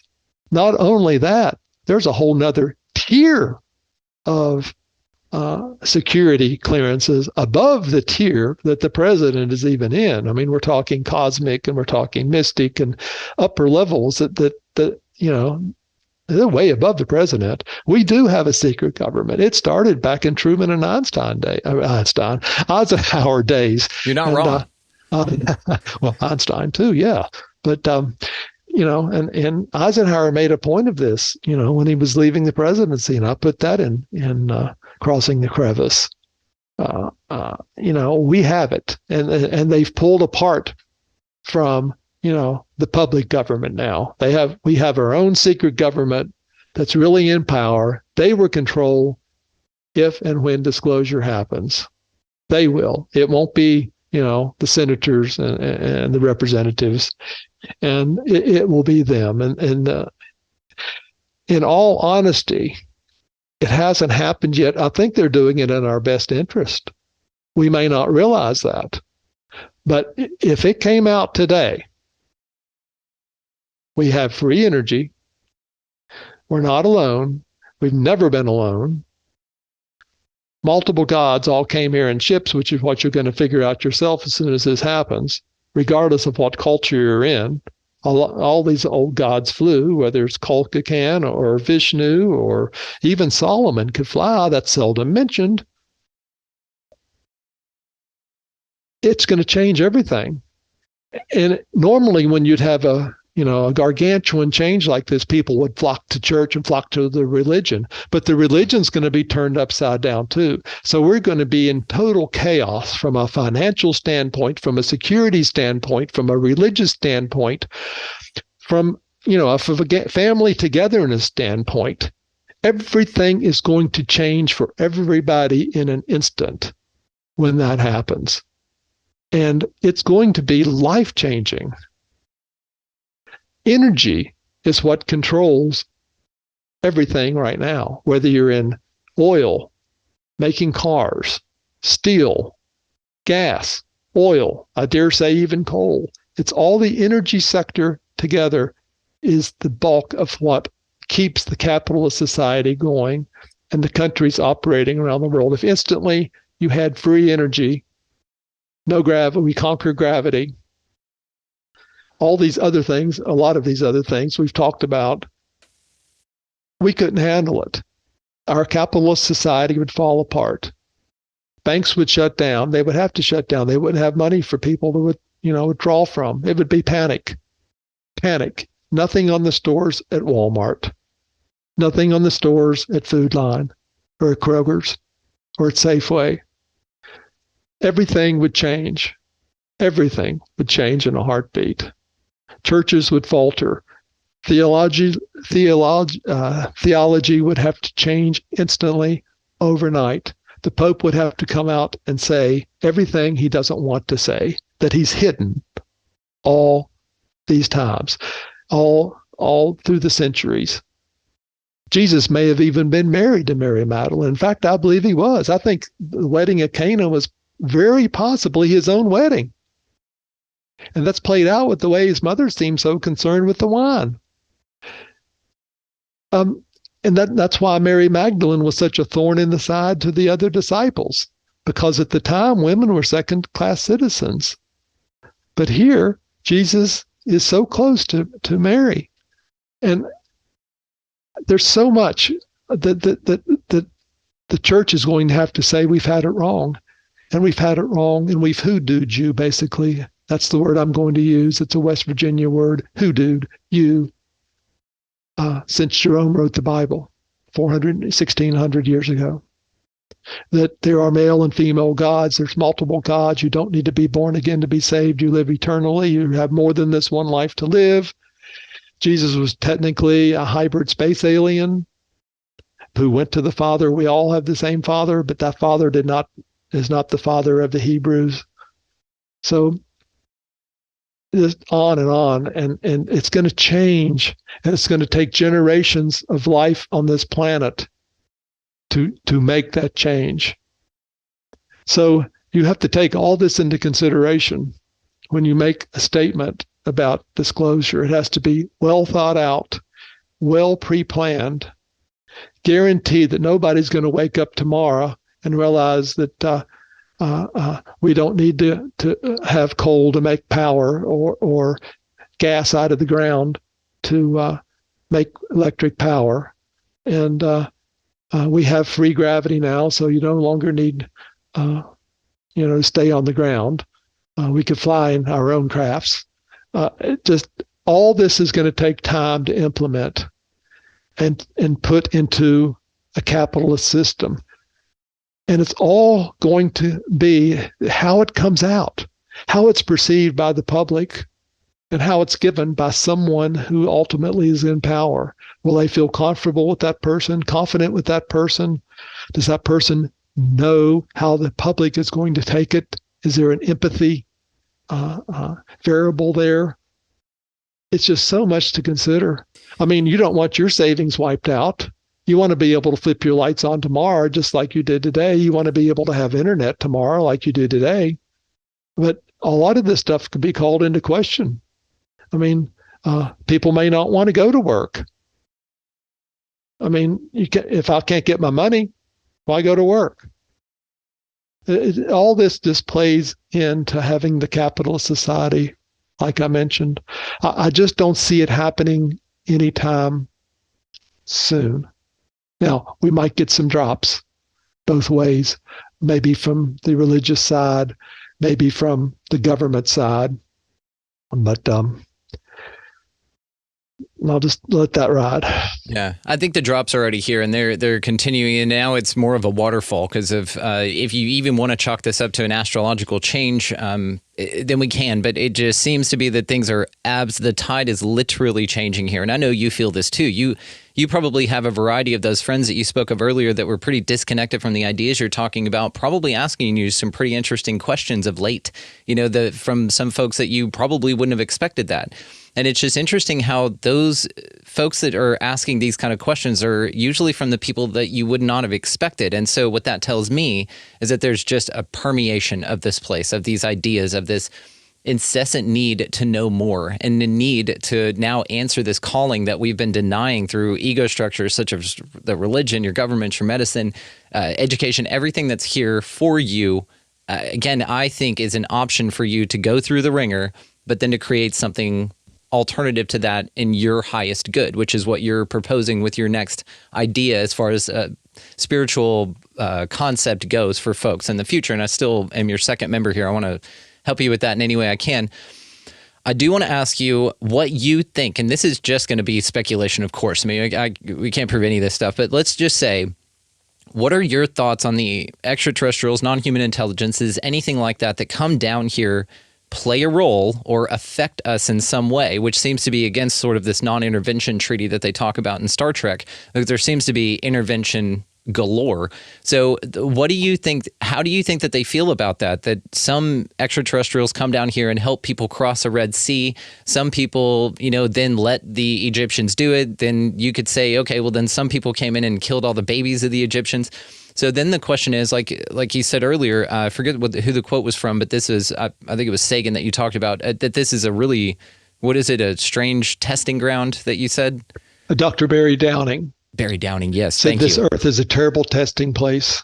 Yes, it feels like that sometimes for sure. So how do you think that the extraterrestrials feel about this? Do you think that to them it's a game? Do you think that they don't care? Do you think that some came in and perhaps did something against this non-intervention order and the whole time it's just sort of been this game of catch up to balance everything out? Do you think that we're just pawns in some huge game here? You're asking multiple questions. Yes, yeah. At once. There does seem to be almost a Star Trek, prime directive, and that may have started really back with Truman. I think we signed some kind of agreement for them to be on the sidelines, let's say. The fact of the matter is, we've had gods come here all along, and we're still here. Most gods did not come to destroy. Only the jealous God that I'm aware of came to destroy. And he destroyed in multiple ways, either directly or had someone else do his bidding for him. And that's all I'm going to say on that front. But all these other gods came to teach. That's the key word, teach, to share their knowledge. And if you look at Jesus from that standpoint, I know I've had people tell me he really came as a healer. Well, yes, he healed. But I know in my future, that will be me too. He really came to teach. Teach, teach, teach. And what he taught was barely grasped by the disciples. we've learned that there's two tiers of knowledge. The disciples got the upper tier, everyone else got the lower tier. We know that for sure. The disciples had the Didache to go by. We have the Bible to go by.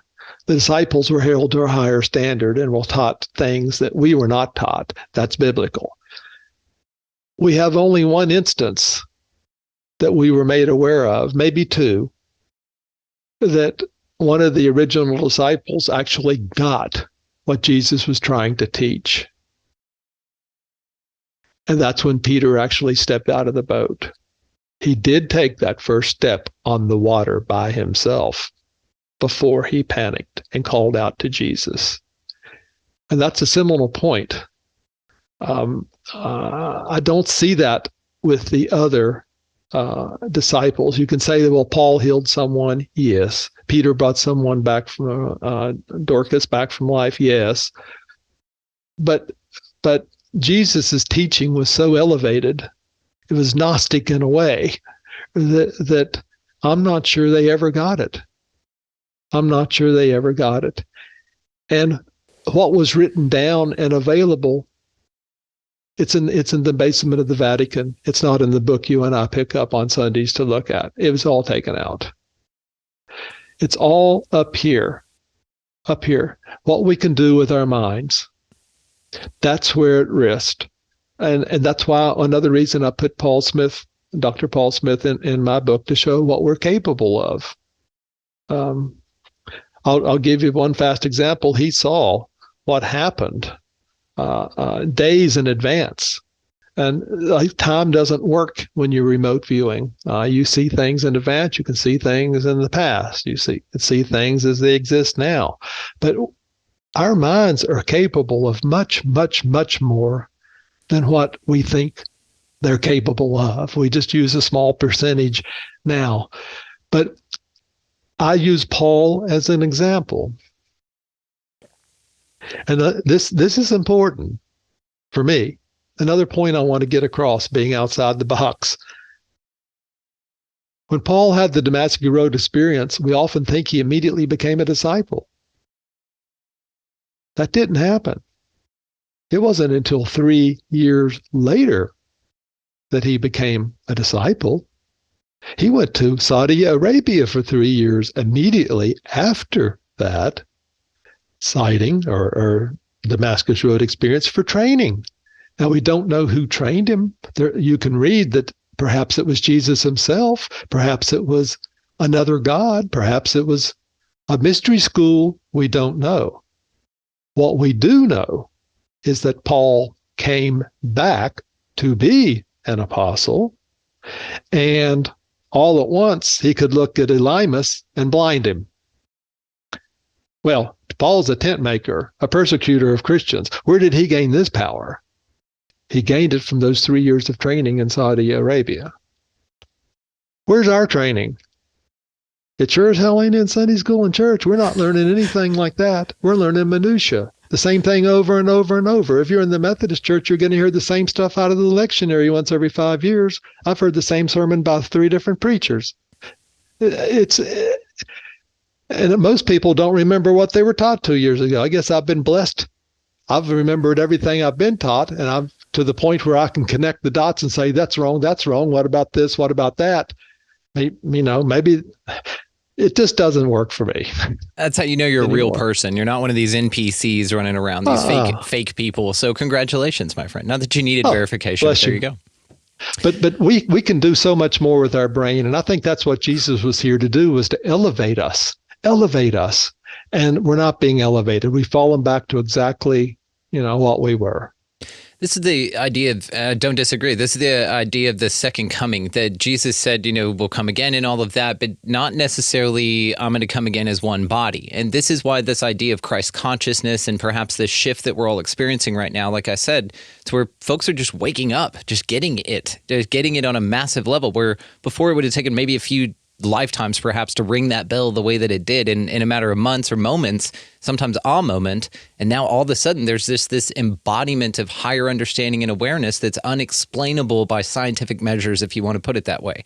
So this idea that there's sort of this Cosmic water. awakeness is what Art Bell used to say. He felt it before he passed. Awakeness. Yes, that there's this cosmic shift happening, that we are slowly being enlightened and awakened. Yeah, this feels like the second coming. And I've heard people say this, that it's really all of us are embodying this Christ consciousness, which is the second coming is all of us are Jesus, basically. The ones asking this question, the ones here on a mission of service, obviously.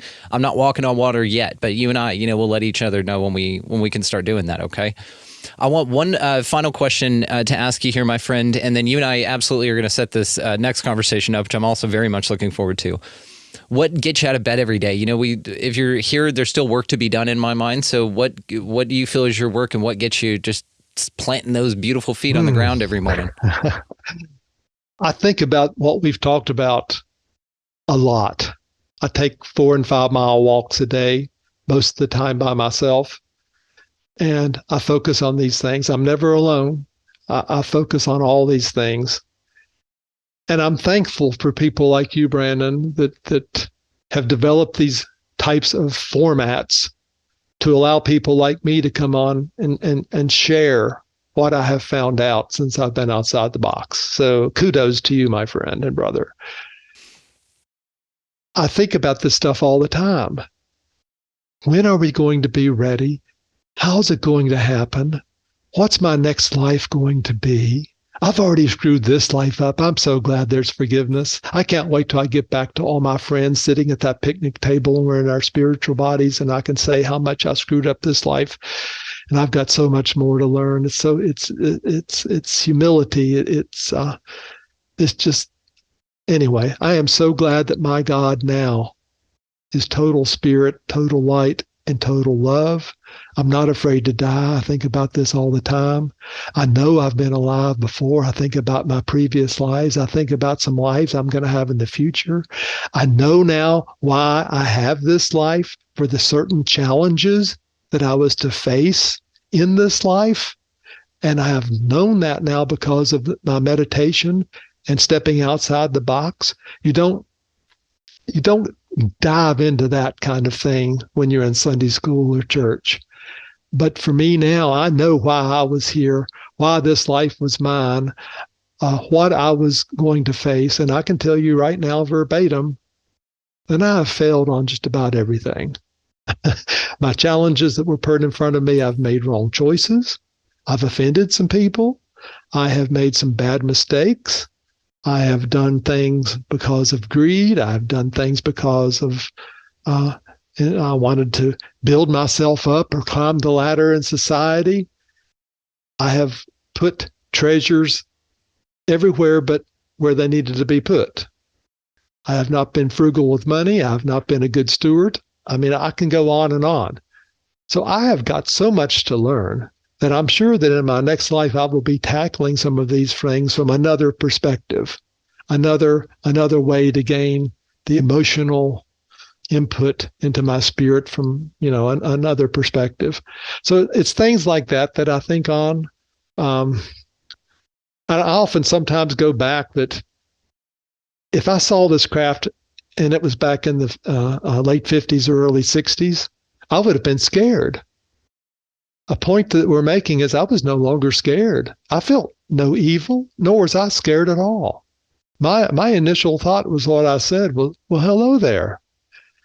That's a far cry from when I saw The Day the Earth Stood Still. And that scared me a little bit. And some of the other movies back then, we've come a long way already, as you say, in more than drips. And we have communication to thank for that. We have maybe even the bar scene in Star Wars to thank for that. And we have Star Trek to thank for that. And we have people like you to thank for that. We're getting the word out. There is this cosmic awakening that is happening, and it supersedes and usurps mainstream religion. And that's what we want to be careful about. You don't want to offend your brothers and sisters. I love them to pieces. They're my best friends. And I'm cognizant of the fact that's where I came from. And if you unload too much of this stuff on someone too fast, you get instant backwash. I've come to learn wisdom comes in very small bits and pieces. And not necessarily when you want them to come and not in the ways you want them to come, but sometimes you can look back and say, oh, yeah, well, that's what that meant. Or, oh, yeah, now I see. And as I mentioned before, sometimes I get answers before I have the questions to attach them for. But going outside the box has been freedom in spades and a whole new brightness of spirituality, of a new realism, a new frontier, a new place that I realize that I'm in, a new reality. Let's just call it that, a new reality. And there's no way I'm going back to what I was. Absolutely no way. It's, brother, here and going forward only. Like Paul said, I'm looking forward, going for the race. I'll use the back for history and maybe some historical things, but my eyes are focused forward now. I am not going back. And those are things I think about. That's why I get up in the morning now. What can I do to better society? What's my good deed for the day? That kind of thing. I'm a big believer, not only to love everybody, to learn how to love everybody, to learn everybody's on a different spiritual journey, to learn that there's no color. No two people have the same color skin. No two raindrops that hit the earth at the same time. No two people are on the same point on a spiritual path. It's all a matter of degree. Spirit has no color. We're all spiritual beings. When, I think about this a lot, when are people going to wake up and realize that? When? Everybody's your brother. Everybody's your brother. They're going to be alive, just like you, in the next realm. So we're all in this together, whether we realize it or not. We're all connected. And those are things I think about. It's beautiful. Absolutely beautifully put. And to something you said earlier, it hurts my heart to hear the Southern self-deprecation that I also embodied for a very long time. So I am hopefully going to free your mind, at least perhaps give you something to ponder on in your heart for a little bit here. And it won't take you another lifetime to get this perspective. You will be able to grab it in this one. From my perspective, you screwed nothing up. You failed 0 times. You have 0 things to look at yourself in judgment and think that you could have or should have done them differently. I think wrong choices and failure are things that are put on us, especially in the South, as sort of this Catholic sort of embodiment of this idea that there's guilt inherent in choices that we make with the information that we have at the time, which is what brings me to my point. You, sir, made just decisions that you could at the highest level of degree that you could with the awareness that you had at the time. Any of us can now say from our standpoint that we would have made different choices back then. The crux to all of this and why you and I are sitting here a vibrational match together is because you air quotes screwed things up and you air quotes made the wrong decision. If you wouldn't have, my friend, you wouldn't be at the vibrational level to sit in this chair across from me at Expanding Reality and speak to this global audience and tell us about what's in your heart from the experiences that you had. From my perspective, Preach on. From my perspective, I will offer you this from this so that, again, you don't have to worry about this in another lifetime. You can just cross it off in this one. Free yourself from that burden, my friend. If you wouldn't have made any of those decisions, no matter how you felt about them at the time, we wouldn't be sitting here and you wouldn't be helping people to the level and degree that you are now. And so every single damn piece of it was beautiful. And I'm grateful you made all of those air quotes wrong decisions. I replaced the word failure with data a while back. And man, it changed my life, just the way I look at it. Same kind of idea. And I don't know, we all probably have feelings about Edison, but one of the most brilliant quotes he's credited with is to say that he didn't fail at making a light bulb 1,000 times, right? He found 1,000 ways not to make a light bulb. All of them were necessary in the actual, then eventual completion of said light bulb. You, my beautiful friend, shining as the beautiful light bulb that you are, needed all of that data, all of those data points and decisions and roads to be where you are. So take that as you will. That's just how I feel about it when I hear someone speak of themselves as amazing as you are in the way that you did. I know that that's the program talking, not you. And so I wanted to offer another perspective on it from my vantage point to just give you a little bit of relief and thank you, actually, for all the failures and wrong decisions you made along the way. Bless you. You should start a church yourself. We're members of the same one. I'm a member of yours, dude. We're hanging out. Wally Cool. Wagner Jr. and all the ways to find you located down in the show notes, my friend. I cannot thank you enough. You've made a brother here today, and you and I have a lot more to talk about, so I'm looking forward to it. Awesome, cool. I have totally enjoyed it. Thanks for having me. Just want to take a moment and thank my brother, Wally Wagner Jr., for coming by and hanging out. Man, we have so much more to talk about, and we will definitely be doing that very soon, and I am grateful for that. So thank you again, Wally. You will be invited back, my friend. All the ways to find him, of course, located down in the show notes. Make sure you check out his 2 books, Crossing the Crevasse, as well as his more recent Within Grasp. All of it located down below, as well as his withingrasp.net website. All of it in the show notes, guys. While you're down there in those very same show notes, check out all of our resource links. They are there to benefit you. That's why we have partnered with them. So definitely check those out if you feel called. Also, while you are down in those very same show notes, you can find the link titled expandingrealitypodcast.com, and that is our mothership. That is our home. That has gotten a beautiful new paint job and a facelift, so go check that thing out if you fancy. As well over there, guys, there's tons of resources. You guys can sign up to be an Expansive Insider, and that's a wonderful way to support the show. There's all sorts of bonus content associated with that. As well, you can rent any of the exclusive content that you would like. You can sort of just borrow it for a time without the commitment of a full month membership type of a thing there. Also, the handbook, we're very proud of this. If you guys want to follow along with the show, and there's some writing prompts in there. I made this thing. I'm super proud of it. And it was published through our new publishing house that we just founded, Ridiginal Publishing. And Ridiginal means ridiculously original. It's super cool polyword, and it's just awesome. So if you guys are interested in anything like that, give me a holler, and we can absolutely facilitate that for y'all as well. All right, guys, to go out into this incredibly beautiful and mysterious place, whatever the hell this thing is, and y'all pick up a piece of litter. Be nice to everybody that you come across. Go ahead and buy somebody in line around you a coffee or a meal, something like that. Super small, goes a massive way in the collective. As well, while you're out here traversing our beautiful lands via vehicle, go ahead and get out of the left-hand lane. If you don't mind, you got somebody behind you wanting to pass there.